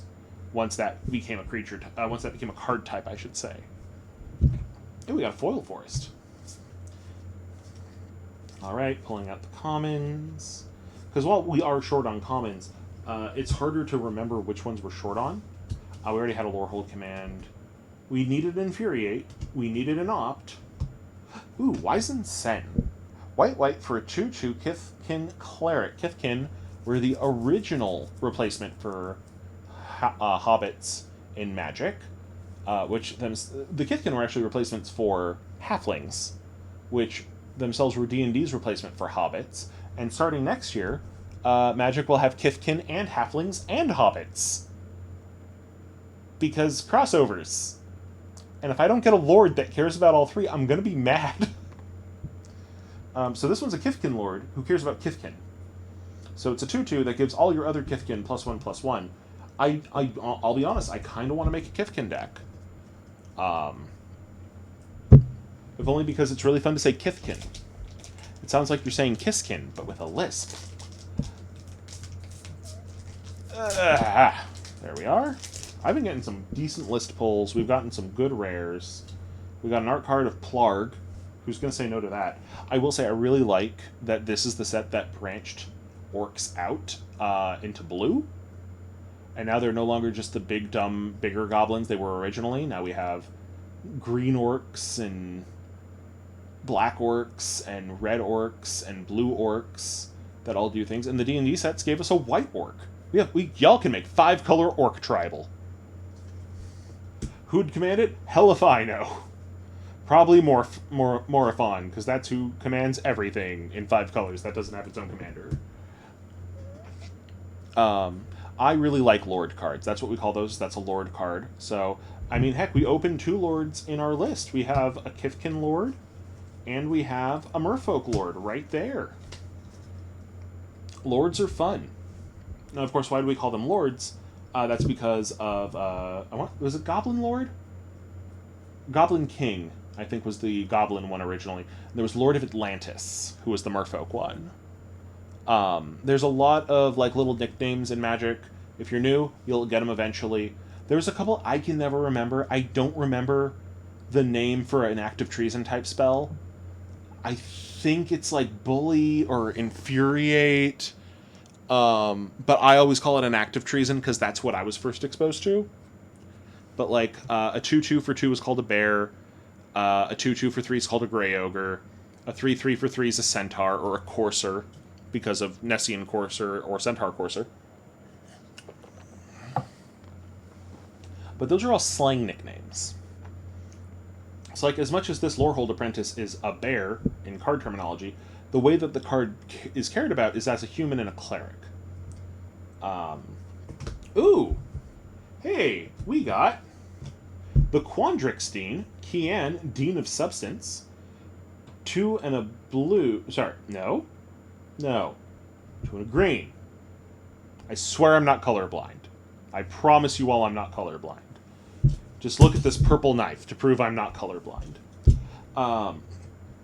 2 and a green for a 2/2, so it's a gray ogre. Elf Druid. Tap, exile the top card of your library. If it's a land card, put it into your hand. Otherwise, put a study counter on it. 4 and a green, create a 0/0 blue, green and blue fractal creature token.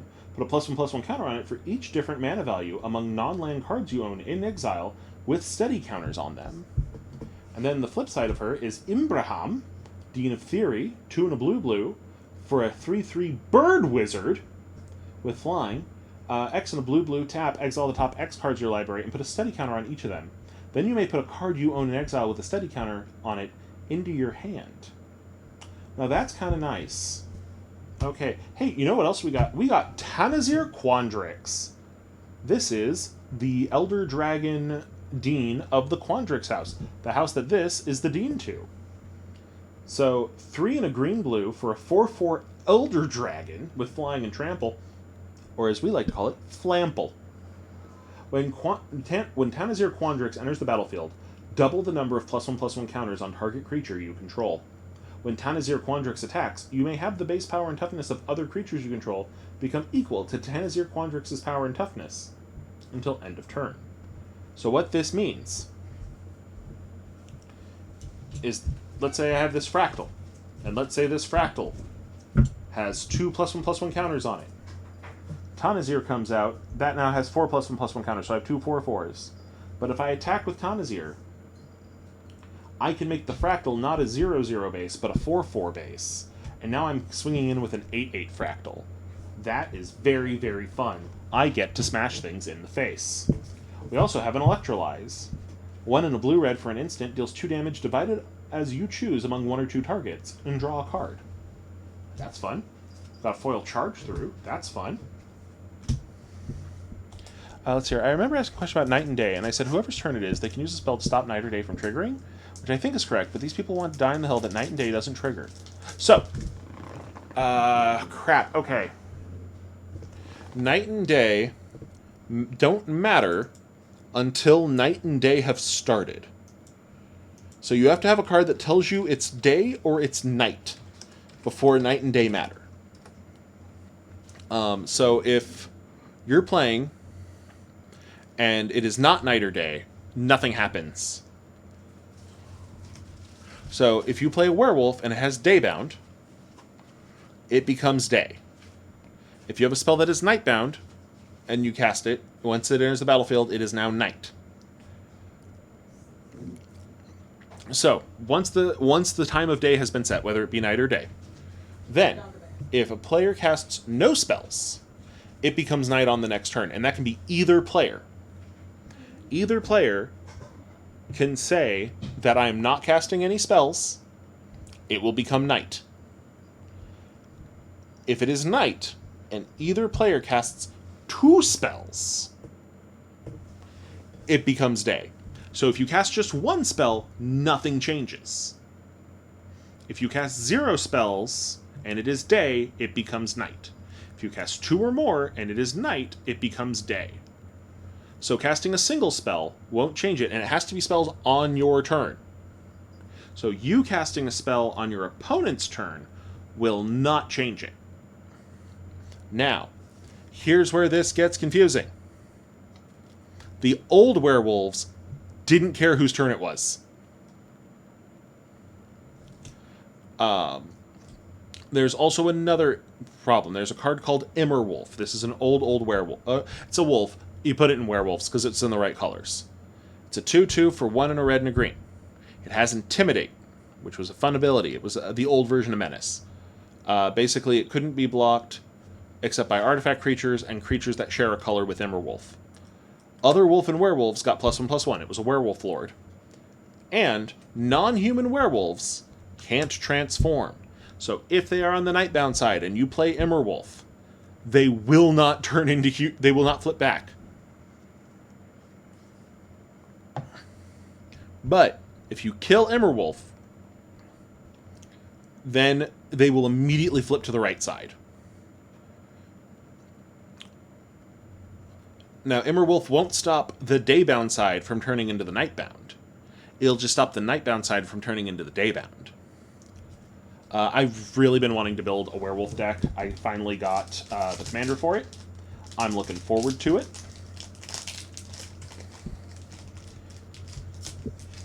Alrighty. Let's get through the... Tolivar. Oh, okay. I got him. Yeah, that makes sense. Yeah. Do you need, like, oh god, what is it called? The Elder Sage, whatever the fuck his name is? I have no idea who you mean. Oh, I got a rare from Innistrad. Uh-huh. I think Eldritch Moon or one of those. Oh, okay. That's, like, on one side it's this green sage, and on the other side it's a werewolf. I might have that. Okay. I don't know. I built the list, but I haven't filled it in yet. Okay, it's a rare. You want me to go get it? Yeah. Not super important right now, but in the future. Verdant Mastery for our art card. Swamp. Pulling out the commons. By the way, there's now just a horde of children and high schoolers who call them swamps, and that is partially my fault. Yes, so day and night are not the same requirement.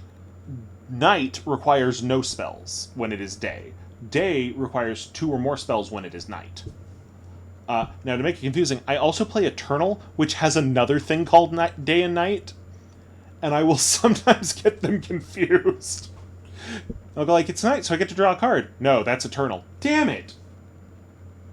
Okay, we got a Reflective Golem. We got Cody, the Vociferous Codex. He's annoying. I love him. 3 mana for a 1/4. You can't cast permanent spells. 4 and a tap at... Oh, let's see. Sage of Ancient Lore... Well, let me read Cody first, and we'll read this werewolf we were just talking about. Cool. Add Wubberg. When you cast your next spell this turn, exile cards from the top of your library until you exile an instant or sorcery card with lesser mana value. Until end of turn, you may cast that card without paying its mana cost. Put each other card exiled this way on the bottom of your library in a random order. Freya's just handed me the Sage of Ancient Lore from Shadow over Innistrad. 4 and a green for a Star. Its power and toughness are equal to the number of cards in your hand. When there's a battlefield, draw a card. At the beginning of each upkeep, if no spells were cast last turn, transform Sage of Ancient Lore. So similar rule as going day to night, but this wasn't how it worked. Werewolf of Ancient Hunger, Star, Vigilance, Trample. Its power and toughness are equal to the total number of cards in all players' hands. So in Commander, this guy's a beast. Yeah. At the beginning of each upkeep, if a player casts 2 or more spells last turn, transform it back. So that's kind of the thing, was the old ones cared if any player cast a spell. The new ones only care if the active player casts a spell. Now, is it too expensive to make decks? Of course not. It depends on what kind of deck you're building. A legacy deck is only a measly couple $1,000s. I'm being facetious. Legacy decks are too fucking expensive. But for a kitchen table deck, I typically build decks with kitchen table play in mind, or just teaching people how to play. I don't like my decks to cost more than $30, and I will first go through all of the cards I have. So I don't like spending more than $5 on building any single deck. I don't like spending more than $20 building a cube. Mind you, then I buy $200 worth of card boxes. I take that advice with a grain of salt, but that's because I like the sweet, sweet dopamine. Dopamine. Anyway, we got a Divine Gambit, we got a Foil Symmetry Sage. But you can definitely make decks on the cheap. One of my strongest modern decks is nowhere near competitive. So I would never bring it to a tournament, but I mostly use it to fuck with people. Only cost me like $20 to put the whole thing together, and most of that was buried in 4 specific cards. I'm saying it's modern. I actually am reconsidering it. This deck is not modern. It is just kitchen table, because I put Splinter in it. I don't believe Splinter is modern legal. Let me check that. I don't think it is. I think it's too old. Oh, wait. Splinter is modern legal. It was reprinted in Betrayers of Kamigawa, but my deck uses the Urza's Destiny printing. This deck is mono green land destruction. And the best thing if you're playing against a monocolor deck, you use liquid metal coating, aim it at one of their lands, play Splinter, and then they have to exile every copy of that land from the battlefield, their graveyard, and their library. So they only have the cards left on the battle. They don't have to exile the whole battlefield. It's their hand, the graveyard, the library. So you want to get this down before they have too many lands, and then you start destroying the remaining lands, and then it turns into a war of attrition. It's great. So what sort of card formats do people play? That is a very long answer. So I'm going to skip that question right now. I will get back to that one because that's the harder one to answer. Is there a difference from the average match you play at a local game versus a tournament? Well, it depends. If you're playing at a local tournament, no.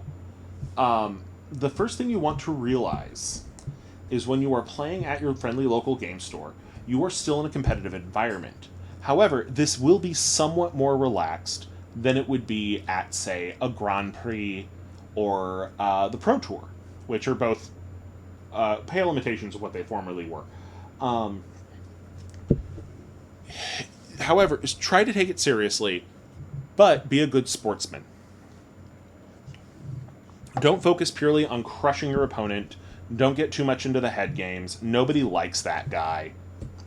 What you want to do is play your best, take your losses with grace, take your victories with humility, wish your opponent a good game. Double check the format, double check to see if the store has its own ban list that they enforce. Commander games are going to be different than limited games, are going to be different than constructed games. So I think to answer your first question of what sort of formats do people play, the easiest way to sum that up is there are 3 formats of Magic. There is Highlander, there is Constructed, there is Limited. There are multiple sub-formats of those. So what we're building is a cube. Cube is used for cube draft, which is a type of draft. Draft is what I described earlier, where you take cards and build a deck on the spot. This is a limited format. The other 2 most popular limited formats are Pack Wars and Sealed. And all of them can come in in booster or cube variety. Booster meaning you're opening booster packs, typically draft boosters. Cube meaning you're opening cube packs and you're going to put them back in the cube when you're done. So cube is more like a deck building game. We got another Dina, fantastic. Meanwhile, and a card featuring Dina. Meanwhile, a booster draft. Ooh, Sparring Regimen. We haven't gotten that yet. Booster draft is going to be with brand new booster packs, and that's going to be more of a build your collection type of a game. Drafting, you're focusing on making a specific type of deck as you play, but you don't pick that ahead of time. It's best to have like the 5 main ones in your head and go in to the draft expecting what to do. So like in Strixhaven, there were 5 draft strategies. They had blue-red, green-blue, black-green, white-black, and red-white. You did not want to end up in the allied colors. You wanted to be in enemy colors. Comparatively, back in Dragons of Tarkir, your color formats you ended up in were white-blue, blue-black, black-red, red-green, and green-white. You didn't want to end up in enemy colors in Dragons of Tarkir. If you were playing in Innistrad, the 5 stronger strategies were the same as Tarkir's, but there were 5 weaker strategies that are the same as Strixhaven's. Streets of New Capenna, you wanted to end up in 3 colors.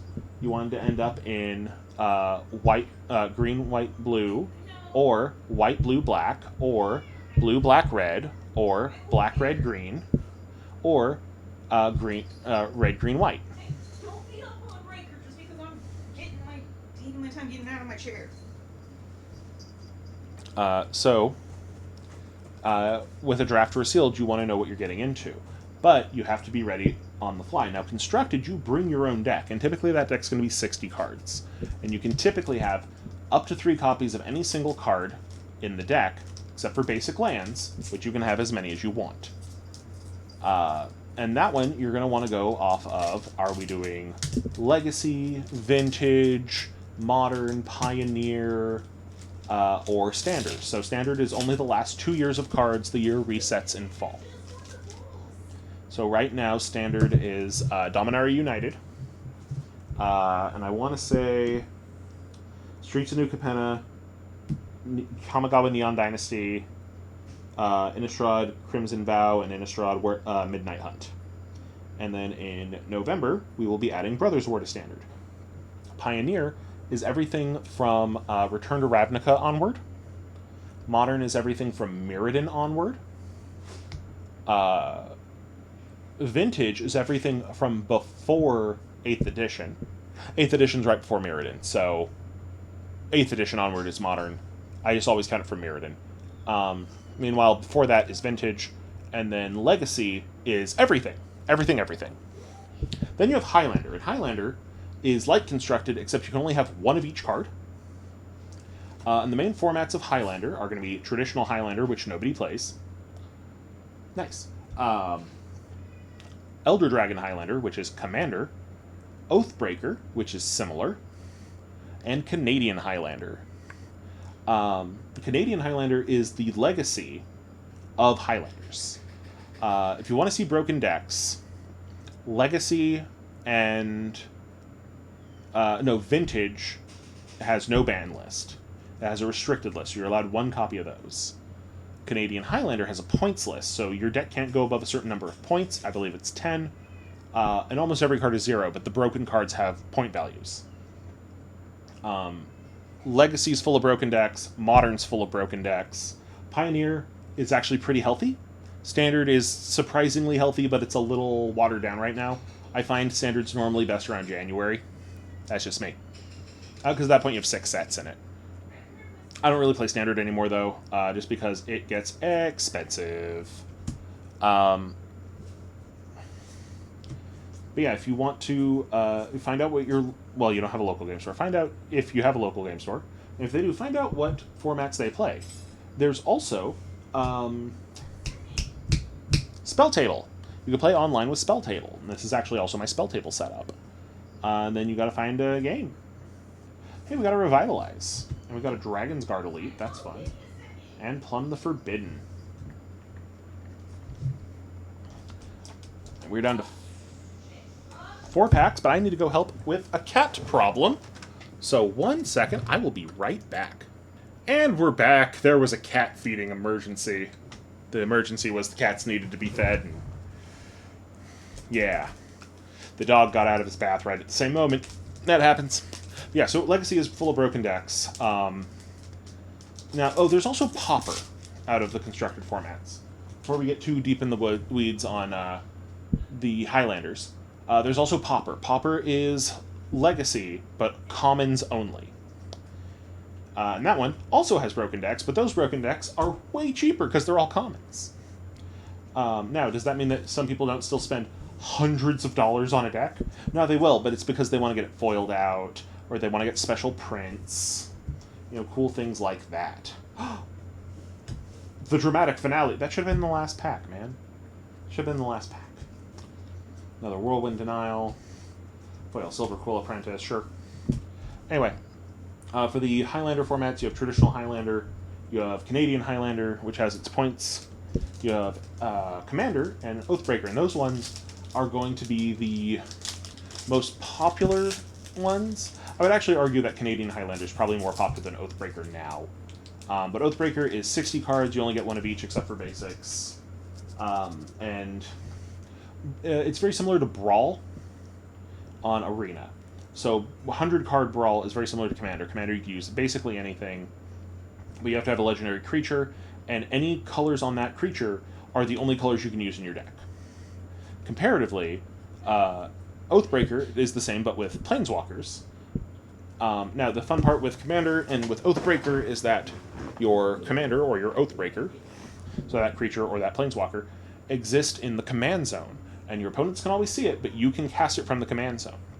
With Oathbreaker, you can also cast Special Instant or Sorcery.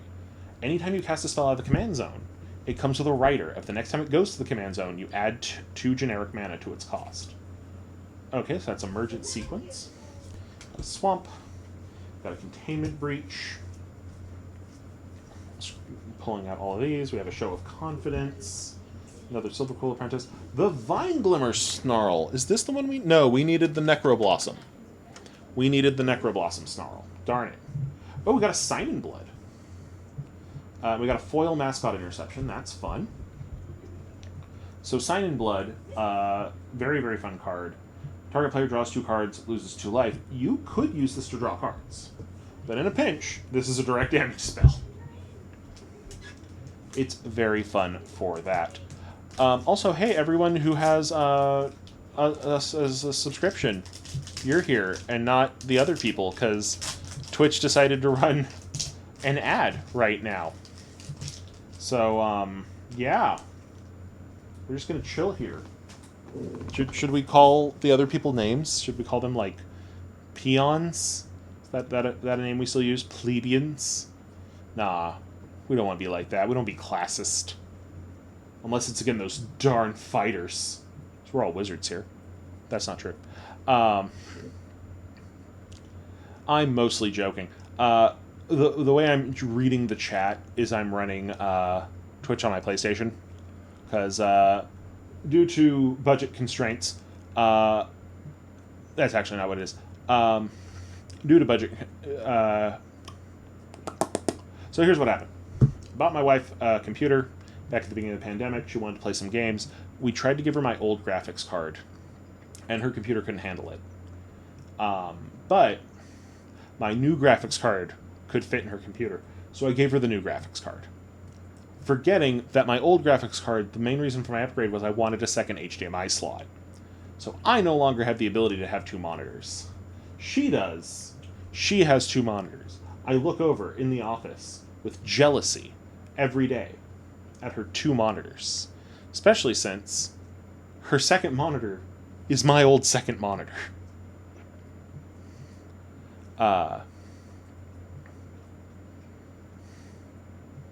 So yeah, that's where we're at.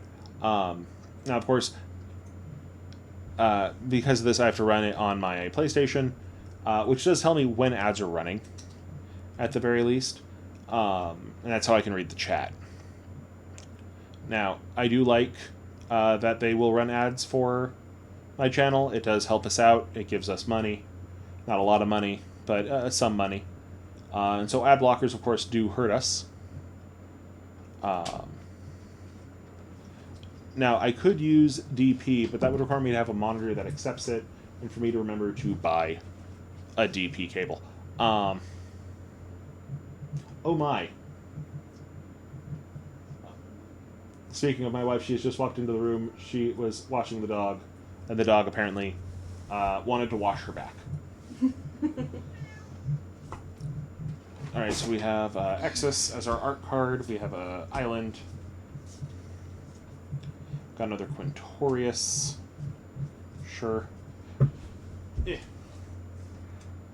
Quite a few uncommons in this pack. We got a Galazeth Prismari. So that's our 3rd dragon, because we got Lorehold last time. So that means sadly, we're missing Witherbloom, who's the expensive one. But it's okay.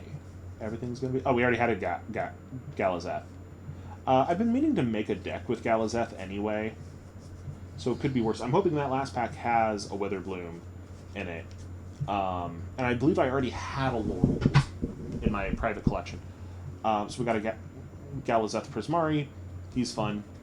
We got a Retriever Phoenix. I already had one of those. We had a Defiant Strike. A Draconic Intervention. I will put the foil in. Oh my goodness. So our list card is Freyalise, Llanowar's Fury. Now, I am honestly very fond of Freyalise. I have been playing a digital version of a deck with her for quite a while. But I never pulled the trigger to buy one to make a Freyalise elf deck. That ends now. Because you see, Freyalise is a wonderful planeswalker. She's one of the old walkers. So she was around before the mending, so she was effectively immortal at the time.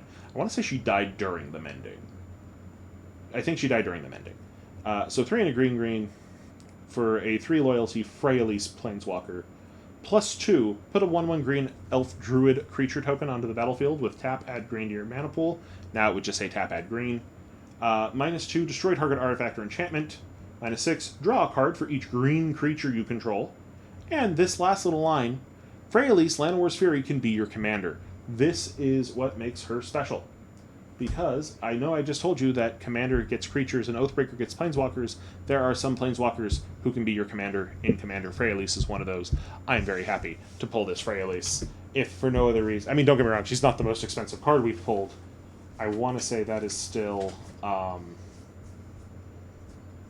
can't remember which one. We pulled a really expensive one earlier. Oh, yeah, it was that Time Warp. But that Freyalise, nothing to sneeze at. Very, very happy to get to pull that Freyalise. I could buy a cable adapter for it. I won't deny that. I'm also lazy, and I always will buy things for other people first. Plus, I still want to upgrade the card to get some other fun stuff. Is that Miss 3? Mikkel is playing one of the Mist games, and I can't tell which one it is. Exile. So, Miss 3? Mm-hmm. Yeah. Alright, we've got Dragon's Guardian as our art card. We've got a Forest. Uncommon, uncommon, uncommon, uncommon, uncommon, uncommon. We've got a Creative Outburst. Oh, Hachimachi. We got a full art Professor Onyx. The amount of memes where people were just calling her Professor Mommy when this set came out. And I mean, fair. Fair. We got another Draconic Intervention. Got another Snakeskin Veil and Igneous Inspiration.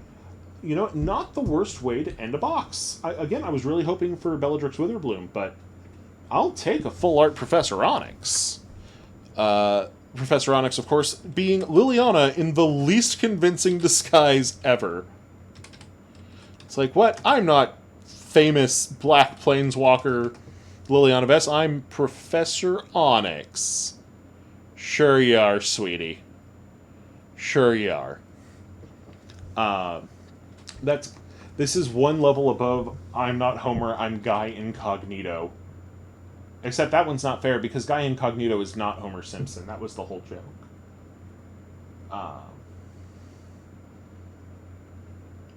And that Exile game sure looks fun. No, I can't get distracted by incredibly fun puzzle games. Not again. Not now. Alrighty. So I'm going to be popping these over. I will be sorting through these later. And hot damn, look at our list pulls.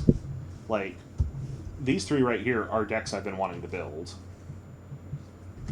I've been wanting to do an Infect deck because sometimes I want to see the world burn. That goes into a cube.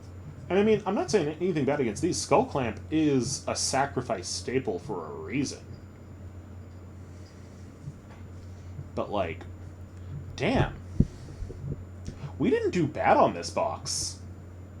We did not do bad on this box. For everyone saying how shitty a set Strixhaven is, I would argue that this box proves there's some value, and it's just fun. It's just a fun box. Like, hot damn. God, I can't believe I pulled Freyalise. Also, that foil Time Walk's nothing to sneeze at. That's great, too. This was overall a very good box. I almost want to say this is the best box we've done, but I do think that the new Capenna box gave it a run for its money. But yeah, no, this wasn't bad. This wasn't bad at all. Now, does this mean I have a whole bunch of extra Strixhaven cards now? Yes, very much so. But even with that in mind, I can use these to build other decks. I can use these to put into other cubes. And of course, the biggest thing is I needed a bunch of these to build a cube, so hopefully this cuts off the bulk of what I'd have to buy in singles. Because at this point, if you're building a cube, honestly the best way to do it, unless it's a set cube in my opinion, is just buy the cards. If you're doing a set cube, consider if you want to do a remastered set cube or a standard set cube. I'm doing a normal set cube, so that's why I bought the boxes, because I knew I would get close to what I needed. Plus, again, sweet, sweet dopamine.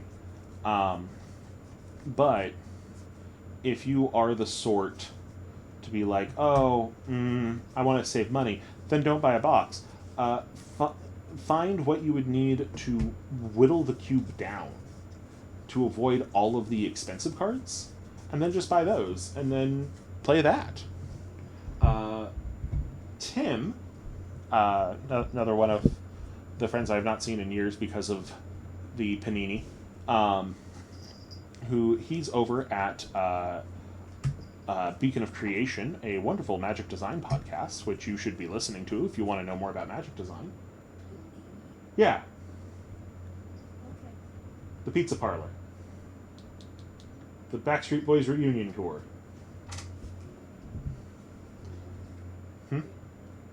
Yes, the pandemic is what I'm getting at. Twitch doesn't give a shit if you say the word pandemic. You can always say pandemic. But YouTube and TikTok throw a fit if you say pandemic. Anyway, because of the pandemic, I haven't seen Tim in forever. I haven't seen Matt or Adam in forever. I haven't seen Brad in forever. All of my con friends, I haven't seen.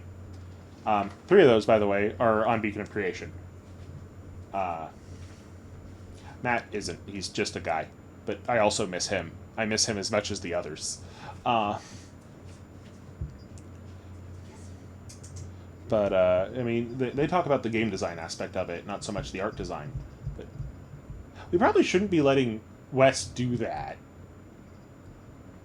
I think he lost the bowl, so. Okay. Cool. Eating Cassie's food, Yeah. which has medicine in it. Yeah. Yeah. Anyway, moving on. I haven't seen my friends in forever. Where was I? Tim, yes. Tim has a wonderful Mirrodin cube and a wonderful Innistrad cube that both follow this mentality of making a set cube without being super expensive. If you want to go on to Cube Cobra, one, you can see our list and you'll see how many we have left to buy. But if you go over to Tim F. Riley on Cube Cobra, he has his Innistrad cube list.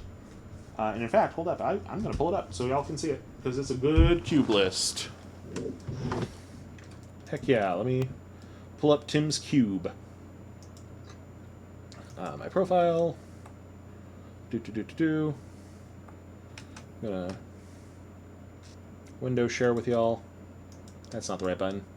There we go. This is my cube list. This is the one we were working on, the second semester here. Okay, good, you can see my mouse. Fantastic. But what we're looking for is... I want to say he follows me back. Yeah, there he is.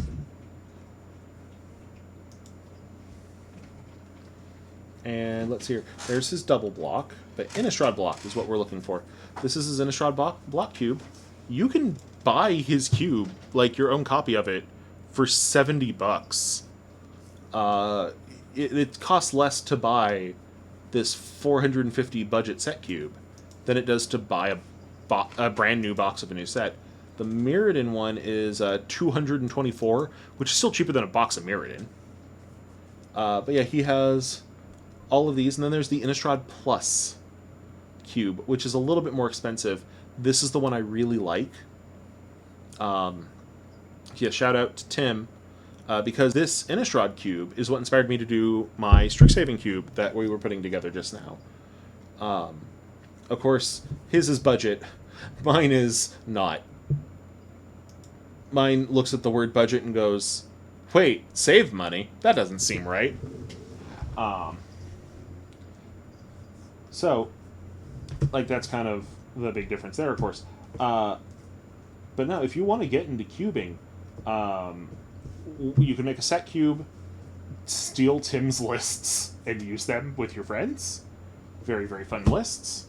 I mean, of course, tell them that it was Tim's list. Don't pass it off as your own, Don't do what your grandma did and say they were her cookies when she took that off the Nestle Toll House bag, and y'all know it. I know it because my grandma did that too. But you can also just like make your own cube and try to keep it into a reasonable price out of your own collection. Or you can, if you really just want a cube and you don't care, go over to Card Kingdom and buy their starter cube. And then as you play it, you'll find what cards you like and what cards you don't like. And then you swap out the cards you don't like with cards you own that you know you enjoy. And then from there, now you have your own cube. Now it's yours, and it has your personality in it. And maybe the soul of a small child that will come back to haunt you. It's Halloween after all. Probably not that one, though. Probably just your personality. Yeah. Yeah, I mean, you could do so much with Magic cards. I just put blue cards on top of green cards. I'm not convincing anyone. I'm not colorblind. You can do so much with Magic. It's a game that really allows you to express yourself. I realize that just by me saying that, it's very clear that I'm much more a Timmy than anything else, or a Johnny. I am not much of a Spike. I never have been. I tried to be. It hurt me. I shuffled my own hand into my deck by accident while tutoring at a tournament, and then I fell out in the third round, and I never went back to competitive. But that's part of the reason I enjoy teaching people, because maybe they will. Maybe they'll find joy there where I didn't. Or maybe they'll just play with their friends and have fun, which is also good. And then, like, you can always go back to the planes you like and make your own set cubes out of them. So, like, the Innistrad set cube that Tim has is amazing. Comparatively, the one my friend Jacob made is over $1,000, but it's amazing in its own way. Really black heavy in its color balance. You really end up with every deck being black in some way, shape, or form. But that's what he enjoys. So that's why that worked out that way. Yeah, you get to put things how you want it. Oh yeah, so Timmy, Johnny, and Spike. While I'm finishing the sorting here, I'll go over that. In Magic, there's something they call the psychographics. There are the 3 psychographics of why you enjoy playing the game, and then the 3 psychographics of what you get out of the cards. So the way you enjoy playing the game, and everyone's a little bit of all of them. It's just how it works. You could be Timmy, and Timmy wants to make big creatures turn sideways and punch people in the face. If Timmy played 10 games and lost 9 of them, but he won 1 by doing something really cool, Timmy will say he had a good time playing Magic the Gathering. Because that is how the Timmy do. Now, if you are a Johnny, Johnny wants to play Magic the Gathering by putting together the weirdest combos you've ever seen. Johnny really, really likes making his cards do cool shit together. So if Johnny plays 10 games of Magic the Gathering, and he loses 9 of them, but in one of them, he managed to make 1,000,000 tokens by making, just for example, Marauding Raptor attack Polyraptor multiple times, an infinite number of times effectively, until he eventually used Lightning Bolt to kill Marauding Raptor to stop the chain. And then then he also had out like a card that gave all of them haste, and then he punched the other guy in the face with 1,000,000 super hasty Dino Boys. Then Johnny had a great time. Or if Johnny did some weird combo that let him like gain a life, draw a card, you mill a card. He gains a life, he draws a card, you mill a card. He gains a life, he draws a card, you mill 2 cards. And it goes with this rhythm, and now suddenly you don't have your deck anymore, and it's gone. It's gone. There was a deck, and the deck's gone now. Then that's what he enjoys. That's what Johnny's going to want to see happen. and he had a great time because even though he lost 9 out of 10 times, he got to do something really cool that one time. And you notice that for Johnny and Timmy, both of them, it's about, did I get to do something really cool? It's just that for Timmy, something really cool is yelling the Jurassic Park theme song as loud as he can while he turns Gigantosaurus to its side. And for Johnny, it's singing Raymond Burns' Powerhouse while making a million robots. But they both get you to the same effect. Now Spike wants to win. Spike's main goal in the game is to win, and the way Spike's going to win is not by making unique decks like Johnny or by making cool-looking decks like Timmy. Spike's going to go online and find the best deck, and that's the deck Spike's going to make. Or Spike's going to study the set religiously to figure out exactly what kind of limited deck that Spike can make. And then Spike is going to use that deck, and Spike is going to win. And if Spike plays 10 games of Magic the Gathering and wins 9 of them, Spike had a terrible time because he lost 1. How dare you make Spike lose 1 game? You now have an enemy for life.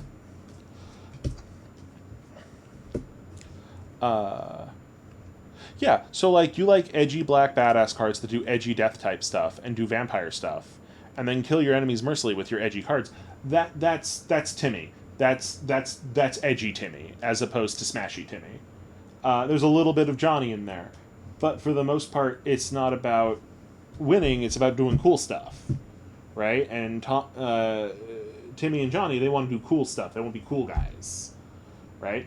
Now, the flip side of that is the other half of the psychographic. You have Mel, Vorthos, and Rudy. Now, Rudy's not official. Rudy got added by a guy on TikTok. I just think he's right. I want to say it's Commanding Presence who coined Rudy as being a psychographic, though it was Alpha Investments who first started calling people Rudies, because Alpha Investments' name is Rudy.